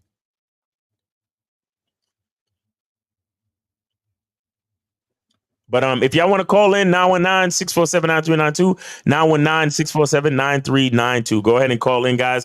What we got? We got about a half hour, 20 minutes left. Make sure y'all call in, 919-647-9392, 919-647-9392. Bro, I spent a week in county jail And I was embarrassed. I was embarrassed because some of the correctional officers that worked there, when they saw me, they was like, twin. I got a twin brother. Right. And I was like, God damn, niggas know me up in this motherfucker. Right. So I was embarrassed, but also because I was there for so long. When I say so, it wasn't long, it was like a week, like 6-7 days. Because I was there for that time. I had to work in the kitchen. You know what I'm saying? So I had to work for free. Bro, I was so pissed. You know what I'm saying? So yeah. But that experience said, nah, I can't do this. Right. This ain't for me. I can't do this shit. So but that's all it took for me to get my motherfucking mind right. We're like, nah, this I don't see how niggas can do this shit for years and then fuck up and come back again. I don't see how niggas can do it. And when you're in county jail, bro, I don't know if you were there long enough, Miles, for them to change your clothes out with the shit that got the orange jumpsuit. But when you got to put on the county jumpsuit, you got to wear another nigga's drawers, bro. You know what I'm saying? That shit ain't fun, bro. It ain't fun. So let me see this right quick. You did 60 days, nigga. Shit, that's too long. 7 days was long enough for me, bro. Nigga, one night was good enough for me, nigga. One fucking night was good enough for me, nigga. And let me tell you, I was in a regional jail. I was in a regional jail in a southern state. So it wasn't like when you be in central booking for the weekend and them niggas gave me the fucking jumpsuit and everything. I had on the yellow jumpsuit shackled at my ankles to my waist to my fucking, like I'm when you walk, you gotta shuffle like this. But everybody, because you hooked to a chain gang. Yeah, you hooked to a fucking chain, bro. Like and it's 55 fucking degrees in the prison. 55 degrees everywhere. They claim it's to lower bacteria and germs and all that. Yeah. And to keep germs down, but I think it's a psychological thing, bro. Because the jumpsuit they give you is short sleeve. You understand? The jumpsuit they give you is short sleeve. So you're sitting in there in the fucking cell and it's cold as shit. And that shit is metal, like the bench. Everything is so you're cold as you're like this. You're trying to tuck your sleeves in so you won't be cold and shit. And then they feed you fucking bologna and all this nasty shit. I ain't even eat the food, bro. I ain't even eat the food. That shit was, oh my God. They gave me something that looked like eggs. The shit was runny and disgusting. Bro, I was, man. And then even when they put us in they arraigned me. So they put me in the van. Even in the van, they have the AC all the way down. In that motherfucker on full blast. The fan is full blast. Yo, that's why you see when you see police officers in vehicles, you see them in fucking jackets. Even on a hot day, you see them in jackets because when they're transporting prisoners, they got to keep the AC on AC max. And I honestly think it's a psychological thing, bro. I think it is too. It's kind of like they're defeating you. It's like kind of like letting you know that you ain't in control at all. Exactly. Scales Fitness with a $5 super chat. He says, I did 5 years my first bid, 3.5 my second bid. I've been out since 2006. I changed my life. Nigga, you better change your fucking life.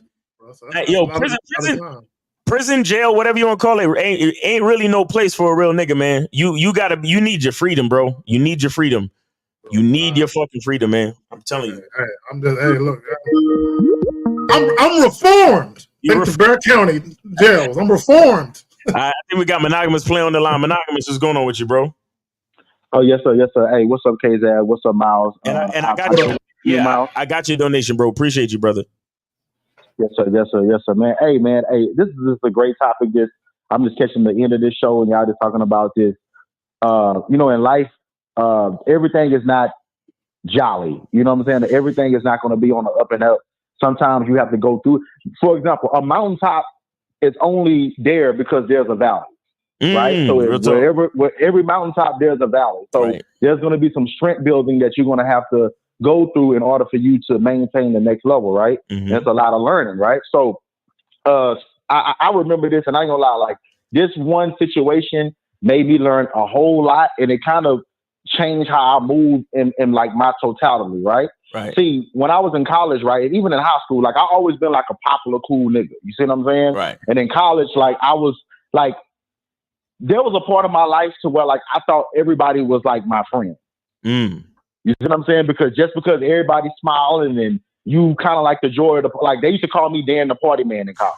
Okay. You know what I'm saying? Because I guess I just kind of, you know, brought that aura to the party or just wherever I went. So I kind of like had like this happiness that was just always around me, right? So I kind of thought that everybody was cool with me like that, right? Right. So that was very naive of me because not everybody is cool with me like that. You know what I'm saying? And like now I understand that, okay, I have a handful of like really, really close friends, but everybody else is just either good people I know or associates or whatever the case may be. Like, you know what I'm saying? I'm able to move and to label people how I need to label them, right? But long story short, I was in college and I was going through that motion of, oh, I'm in a fraternity, everybody fuck with me, everything is cool, da-da-da, woo-woo, right? Right.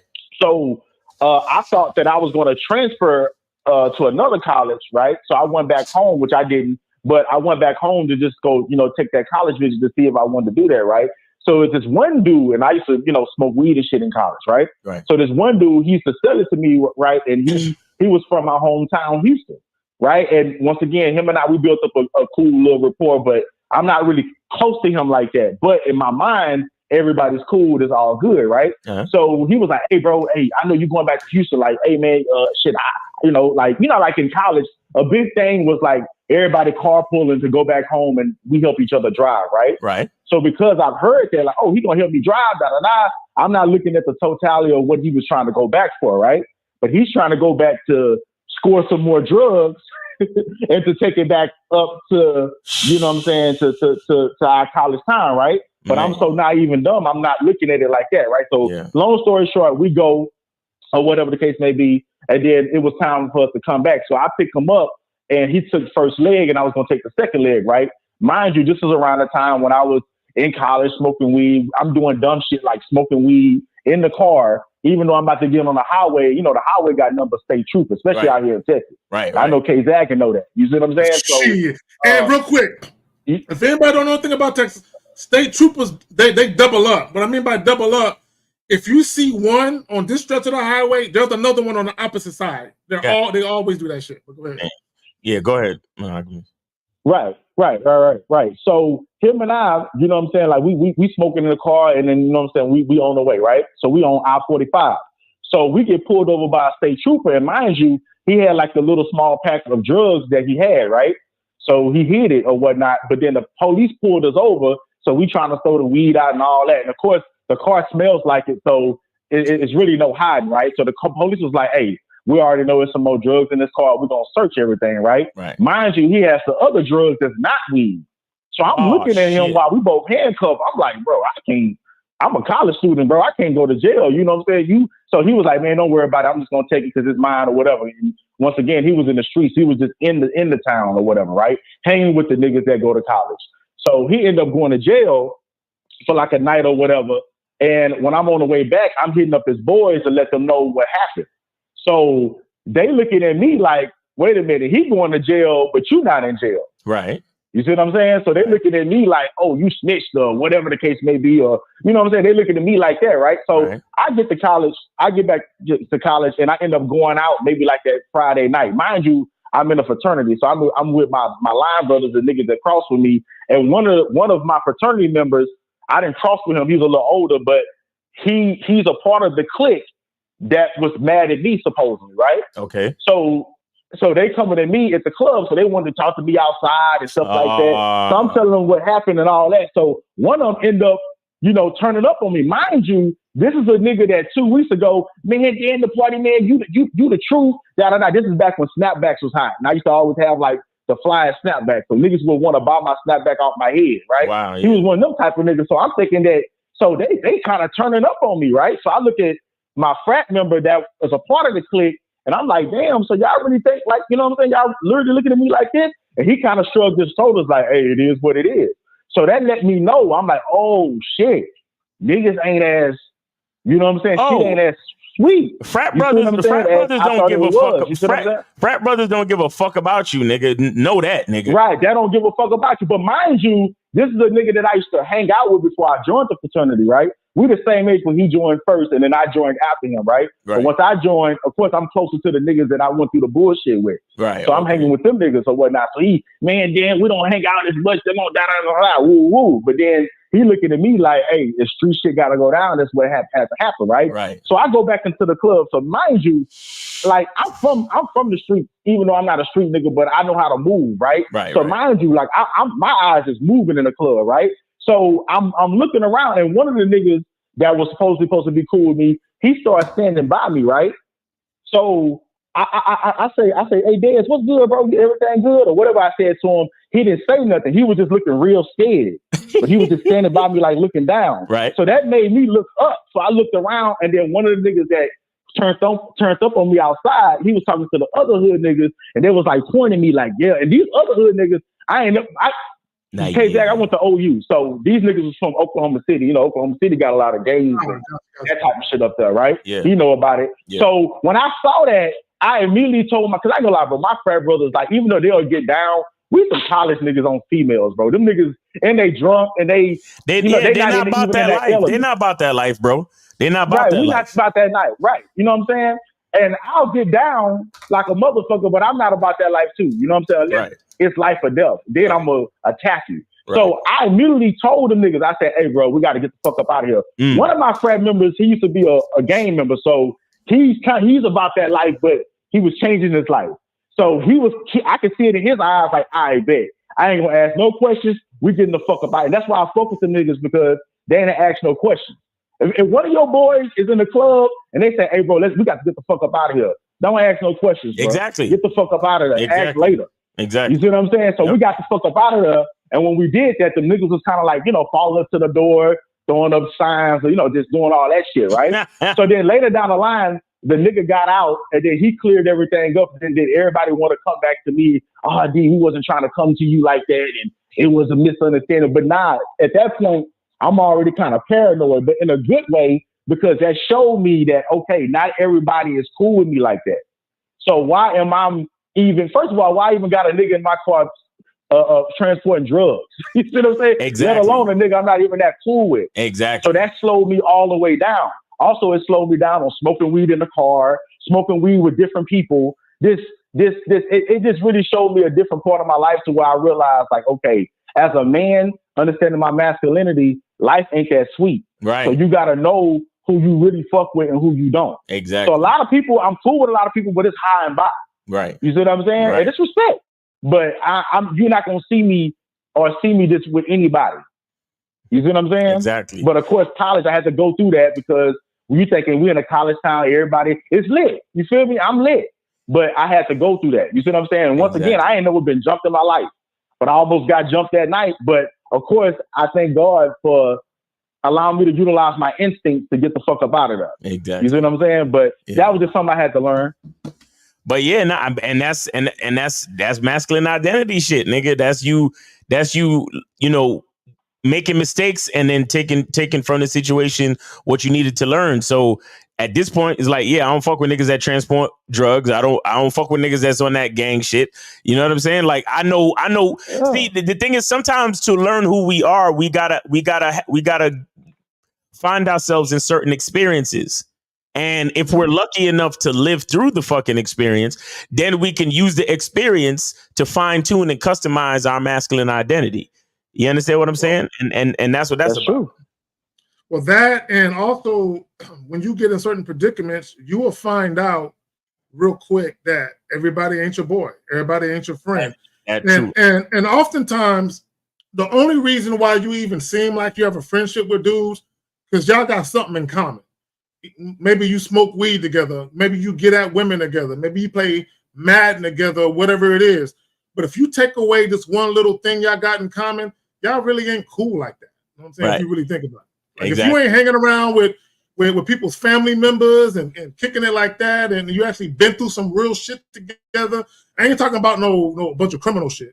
I'm talking about just some real shit where you guys have a profound understanding for who you are as individuals, and you still ride with each other, and you really ain't friends. You're just acquaintances and shit. Mm-hmm.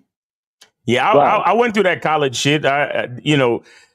Like, I don't know what it is with me, bro. But like, you know, when you just always had a real nigga vibe inside you from the beginning. Right. Because I'm on the college campus, and I had, I had a cat that I got into college with, that I went to high school with, and we was cool, and we, you walking through the campus first week or whatever, and these niggas is coming at you talking about, yo, we're a fraternity, and your brothers are your brothers for life, and blah blah blah, and these niggas seem so fake. I'm like, y'all niggas don't know me from a can of paint. Fuck you talking about brothers for life. I don't know you, nigga. I don't know you. Oh yeah, come by the frat house and maybe you want to pledge and maybe you want to this, and I just was never with that shit, bro. Never. I'm like, bro, I'm so much of an individual. I could never get with that shit. Shout out to Danny P for the $9.99 super chat in the building.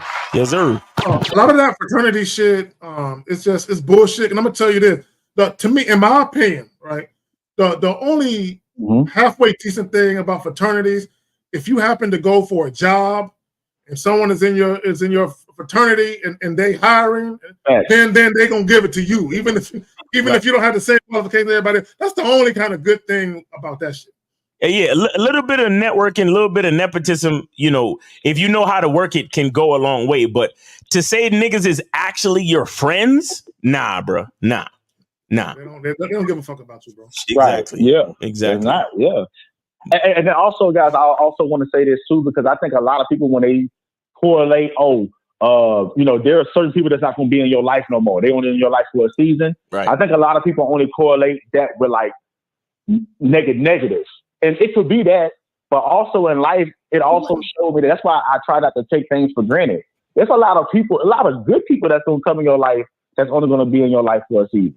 Mm-hmm. Oh, look, our life, and this is what people need to get real quick. Both men and women need to understand your life is going to be a revolving door. Exactly. For family members too, right? See, a lot of people, they are addicted to feeling a certain way. Meaning when they meet certain people, they like the feeling of having that person around or whatever. So they get addicted to that feeling, right? Or they become codependent or attached to that feeling that is related to that person. So when that person leaves, they feel like a piece of them is missing because that person left, right? But that's a mindset thing. Like, that's why when people, and Miles, you alluded to it earlier, when relationships end, people act like their world is going and shit. Right. I'm like, bro, you were fine before you met that person. Exactly. Right? You'll be fine. You'll be fine. Now, it might, you might be disappointed. You might be a little hurt because maybe things ended in a very negative way and all of that. But you should shake that shit off. And they'll be like, you know what? Hey, and my thing is, there's lessons in everything, right? There's lessons in everything. Right. The problem with people is when you're used to things going your way all the time, you never really learn any real valuable lessons from things going your way.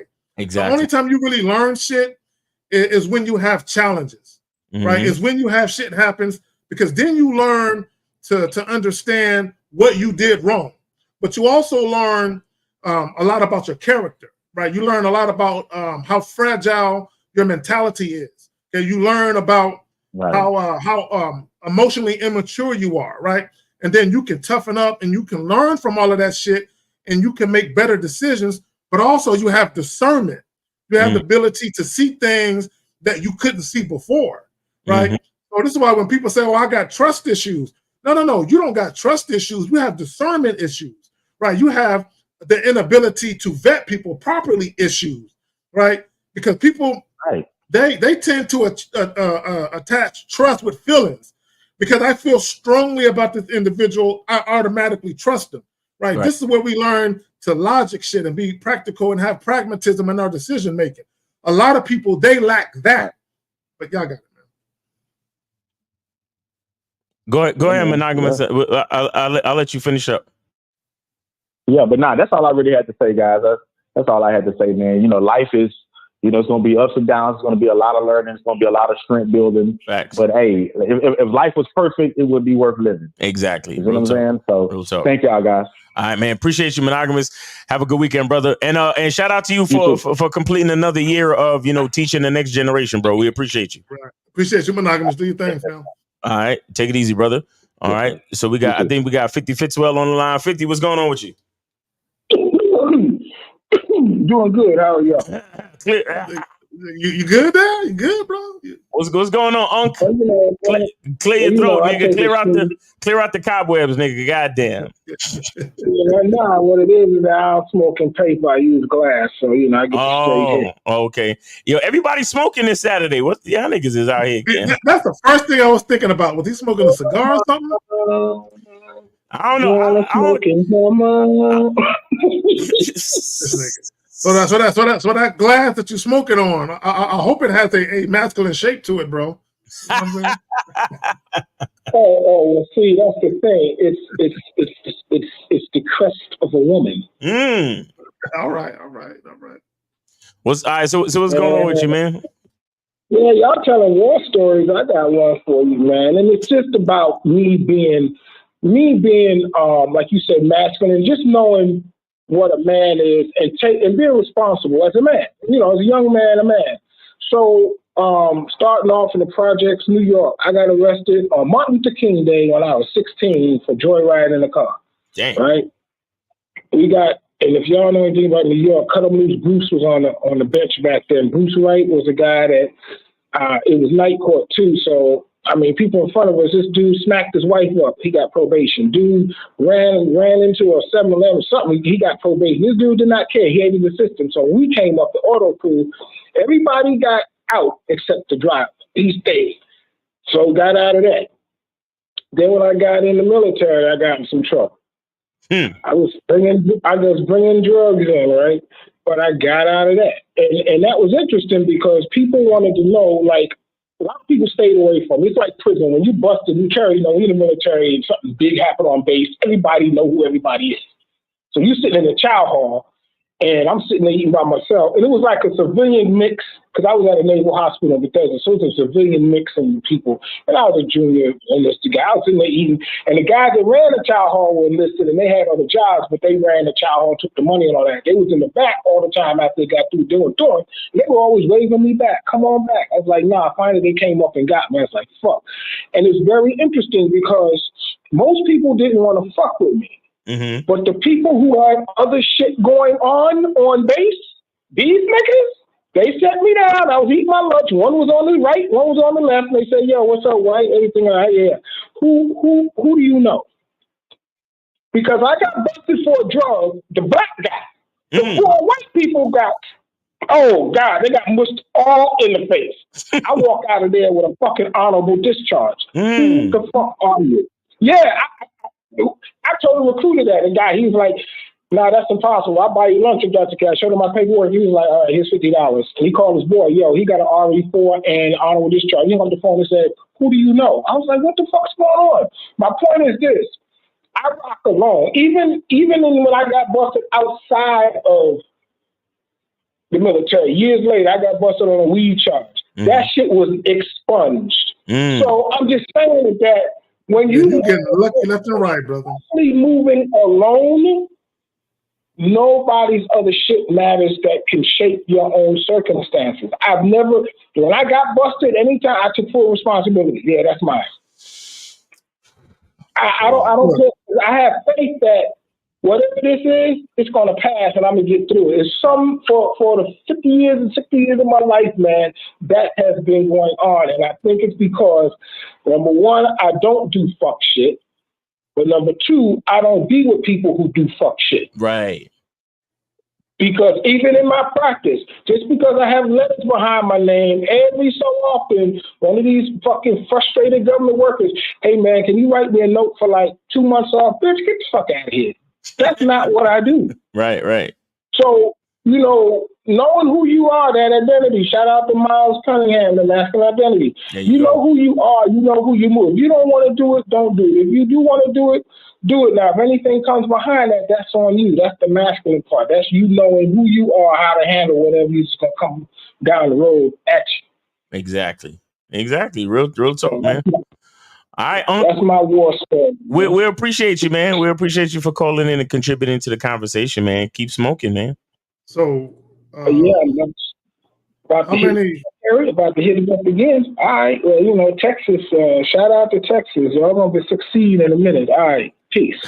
Peace. This nigga stupid. We good on calls? Yeah, we good on calls. Hey, look, let me tell y'all something. For anyone that's currently in the military or endeavoring to go in the military, Mr. Fitzwell got lucky. I knew a guy, he was in the Air Force, and he called himself trying to be a street pharmacist while he was in the Air Force. Not only did they give him a dishonorable discharge and kick his ass out the military, but he went to the stockade, which is prison. Look, let me tell y'all something. Right? When they discharge you from the military, if you get an honorable discharge, you're fine. If you get a dishonorable discharge, that shit stays on your record for life. If you try to get a job anywhere and they see that shit on your record, you're damn near fucked. I'm just letting you know, you're damn near fucked. They kicked you out the military, you did something fucked up. You do not play with the government. You know what I'm saying? So if you're gonna join the military, you better keep your nose clean. Don't get you. I know a couple of people that got dishonorably discharged. That shit will follow you for life. You know what I'm saying? So like he said, Darius said it's over. Pretty much, bro. Pretty much. So yeah. So don't fuck up, because a lot of times when you fuck up with these civilian jobs, that shit really don't follow you like that. Yeah. But when you fuck up with the government job, yeah, you done. Shit. You gotta be careful. Don't fuck up. Devontae, I'm not gonna answer that question, fam, because I know you watch us. And we've said that multiple times. I know you watch L and I know you watch Miles. So this is what I mean by information, how y'all listen to us so much. And a lot of times we end up repeating ourselves frequently, right? So, bro, we're not going to keep answering the same questions over and over again, fam. So just do what you got to do, nigga. But hold on. So we're going to go to this question right here that I think is a more valid question. So how do you deconstruct your mind? My thoughts are twisted. Well, you got to, bro, let me say this, guys. You got to ask yourself, what do you want out of life that's independent of what other people might think about you? Okay, let me say that again. You got to ask yourself, what do you want out of life that's independent of what others may think about you? Meaning, as long as you care what other people think about you, you will never be able to deconstruct your mindset, because you are literally, your mind is shackled. You're enslaved with other people's opinions, right? So you need to stop caring what other people think, including your own parents. You got to literally not give a fuck. Now, you can still respect people's opinions, but that don't mean you have to live your life based on being concerned with what they think about you. You got to stop giving a fuck and live your life for you. Look, let me tell you something. God bless the dead. I remember my mom used to always tell me, she's like, Karen, you got to care what your family think about some of the decisions you make. No, I don't. Okay. And even when I first started having kids, my mom would have her little opinion. I'm like, hey, and I'll tell my mom to her face, hey, mom, you had your chance to be a mother and raise your kids. Your time is done. Right. You know what I'm saying? It's over for you. You know what I'm saying? Now, I'm like, you could be a grandmother, but as far as like being a mother, I'm not a kid anymore. So your influence isn't what it used to be when I was a kid. I'm a grown man now. And I told my mom, you did a fine job. You did a great job, but your time is done, right? So I don't really need your opinion like that, right? So you can have your opinion, but I'm not really gonna make any decisions based on it. Right. And it would piss her off, and I would say that shit, right? And I would just shrug my shoulders. I'm like, and I would tell her, this too shall pass. You'll get over it, mama. You know what I'm saying? But she used to because my brother didn't talk to her like that. My brother's like, yes, mom. I'm like, shit, fuck that. You know what I'm saying? So your mind, you could be respectful of other people's opinions, but you can be like, I respect your opinion, but I respectfully refuse to adhere to your shit. Right. Okay, I'm not taking none of what you say into account. Real talk. Yeah, I cut the umbilical cord. Yeah, right away. That's why I moved out when I was a teenager, bro. Because my mom and dad used to always tell me, if you don't like the rules, get the fuck out. So guess what I did? I got the fuck out. Facts. So come on, man. Yeah, my parents started singing that song when I hit 20. They started singing that. I was out on age 20. Yeah, you gotta see, and that's when you. This is why I can't understand how niggas be living with their parents until they into their late 20s and 30s, bro. I can't do it, bro. Well, some people can if you have a plan and a reason to do it. Yeah, there you go. Because I know a guy who he got married and stayed at his mom's house. Him and his wife got married and respectively stayed at their parents' house until they were like 30 years old, right? But when they actually moved into their house, guess who was their next door fucking neighbor? No. A-Rod from the fucking Yankees. Oh, that's the one you said where they stack their cheese. They stacked their fucking bread. Okay, So all right. I see the plan. They had a reason and a plan. So the house they moved into upon leaving their parents' house was a fucking mansion that it took a fucking 3 to 5 minute drive to get from the front gate to the front door. You understand? On a big fucking piece of property. And like I said, a New York Yankee was their goddamn neighbor, my nigga. You see what I'm saying? So that's when you got a real purpose. They stacked their bread from, because I think they got married in their early 20s and they stacked their bread for like the next 6-7 years. Hard body. And put a down payment on a fucking sick ass mansion. See that makes sense. And I know other cultures of people more so than we. They actually do that, right? And let me just say this as an aside. And of course, the people I'm talking about did not look like me. No. And I'm about to make a point with that. I'm about to make a point because other cultures do that. So what I've seen, right? 'Cause I used to work in the mortgage industry. Mm-hmm. And what I saw them do, they would and I'm not saying black people don't do it, but other races of people would do what they would do is they would get a security of deposit, and it would be a collateral. So right. So an example would be, let's say for a marriage gift, right?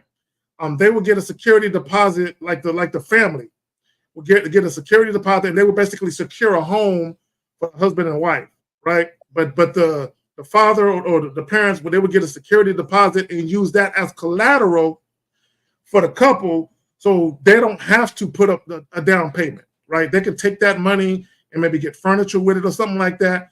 But let me take it a step further. A lot of times they would the parents of the father, the parents of the husband or the wife, they would take a loan out in equity. They would take the equity out the property out of their home. Yeah. And they would put their kids through college with that. Yeah. And the reason why they would do that is so the children wouldn't have any debt when they graduated from college, right? So imagine you don't have any debt. You don't have any student loan debt. So now you're able to take that money and put it towards a house, like you said with the people, because you don't have no debt, right? So the problem with people who look like us and other people is they already got debt right out the gate. So home ownership is a little more difficult for them, right? Mm-hmm. So when you talk about having a plan, not only do you have to have a plan presently, but you have to be able to look into the future, 5, 10, 15 years into the future, and think about how you're going to work your debt. Okay, am I going to have debt where I just have home ownership debt, or am I going to have debt where I have, because you got people that have $100,000 in student loan debt, and they're just making 45 a year. Mm-hmm. But they got all that fucking debt. You know what I'm saying? So a lot of times when they go to try and do certain things, their credit is already in peril because all that fucking debt they got, and their debt to income ratio is off because they owe more than what they bring in. Thanks. Mm-hmm. Anyway, man, that's a whole nother fucking video and shit. Yeah. But we good on calls though? Yeah, we good on calls. I mean, that's pretty much it. I don't know if we have any more questions or anything. Yeah. We got some. I'm about to snatch them up right now. All right, let's get them. Okay, so he says, how to reject a woman without hurting her feelings when she approaches. Why did you care about hurting her feelings? See, and let me just say this about some of these questions y'all be having. A lot of these questions y'all have are hypotheticals. They're not real questions where you really are experiencing the things that you're asking.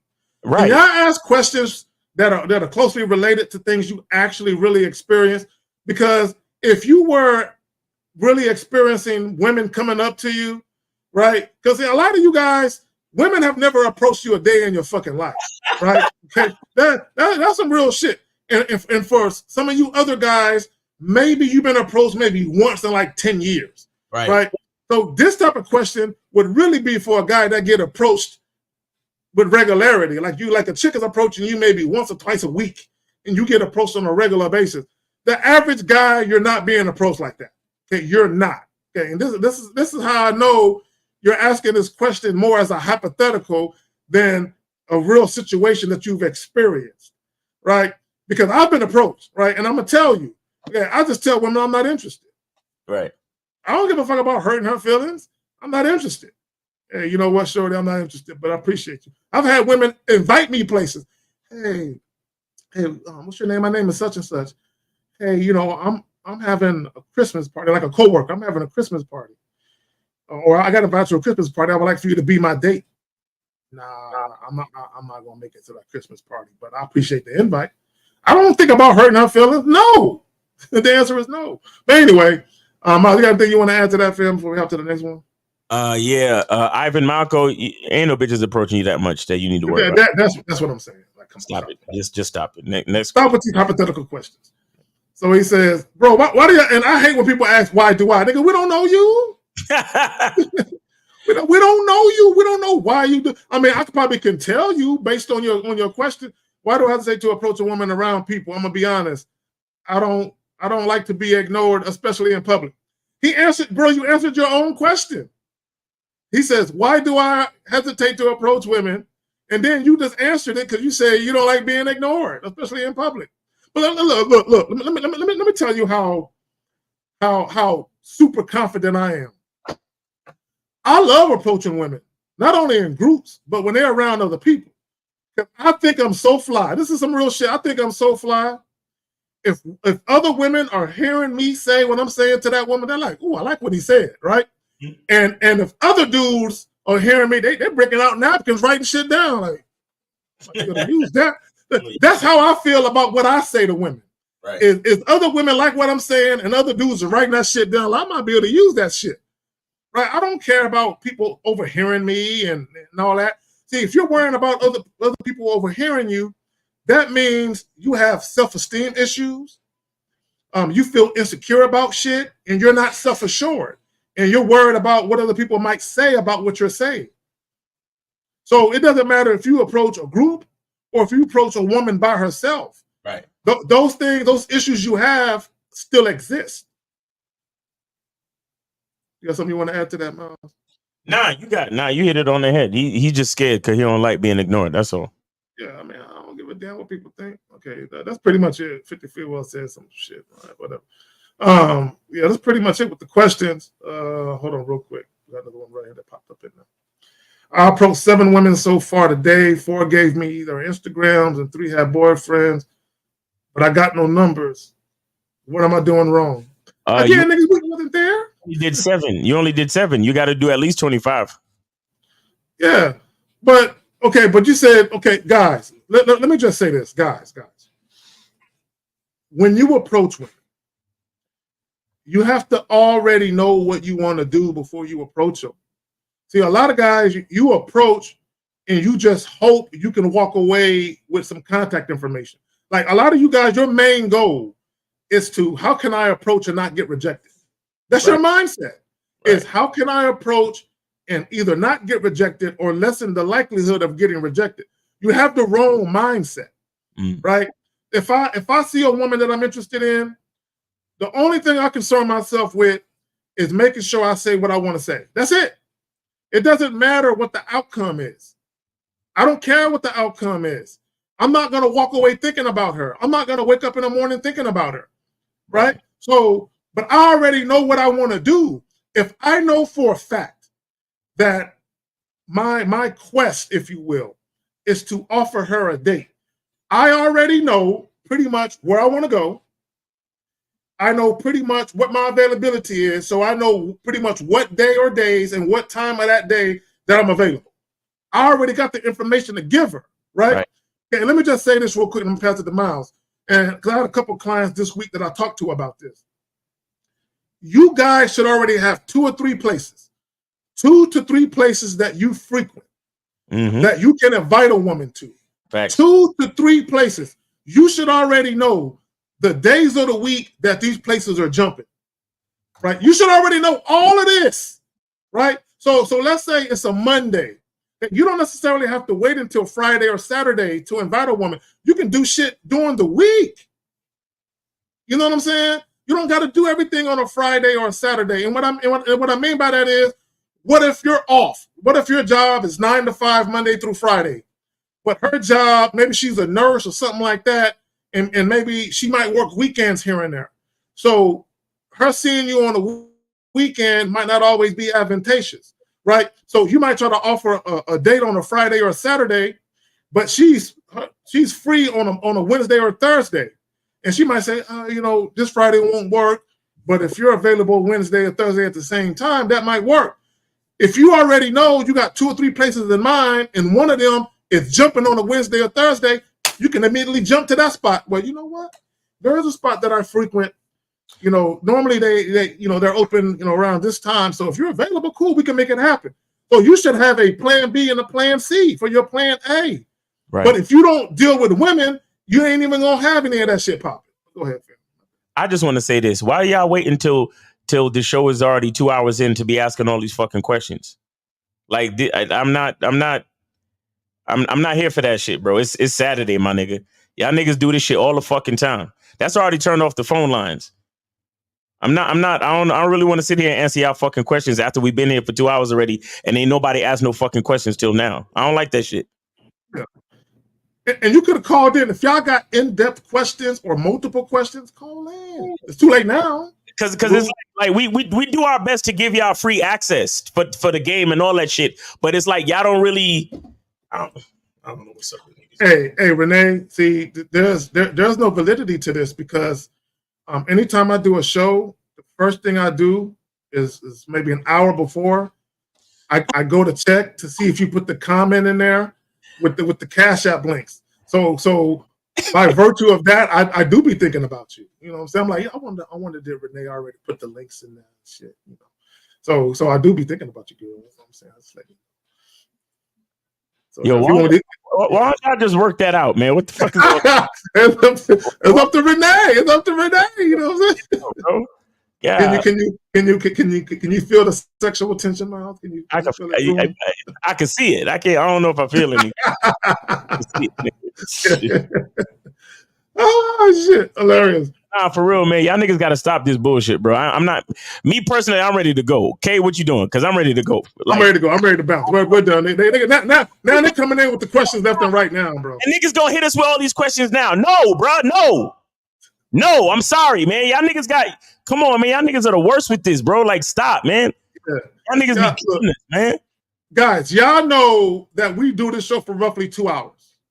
That's it. Why y'all waiting until the hour and 58 minute and 13 second mark to say something, bro? Like, come on, man. But anyway, Miles, hey, man, it's been real. You got anything you want to plug before we get up out of here? Go get your soap. Go to masculineidentity.com. Masculineidentity.com. Go get your soap. 15% off. Type in father in the discount code area. Father in the discount code. You get 15% off. All right. It's your boy, Miles Cunningham. Appreciate you, Zach, for having me. And yeah, man. Oh, tomorrow, 12 noon, Real Game No Theory. Tomorrow, 12 noon, Real Game No Theory. Okay, real quick, guys. Renee P, always, girl, you always on time, girl. Right here. See, that's why I be thinking about you like that. Always on time and shit. I love a woman that's consistent. Facts. Get your tickets to the documentary screening in Miami, October 26th. Make sure go to the Eventbrite page, read up on it, and then get your tickets, guys. We'll see y'all in Miami, October 26th. Like the joint. See y'all tomorrow. Peace.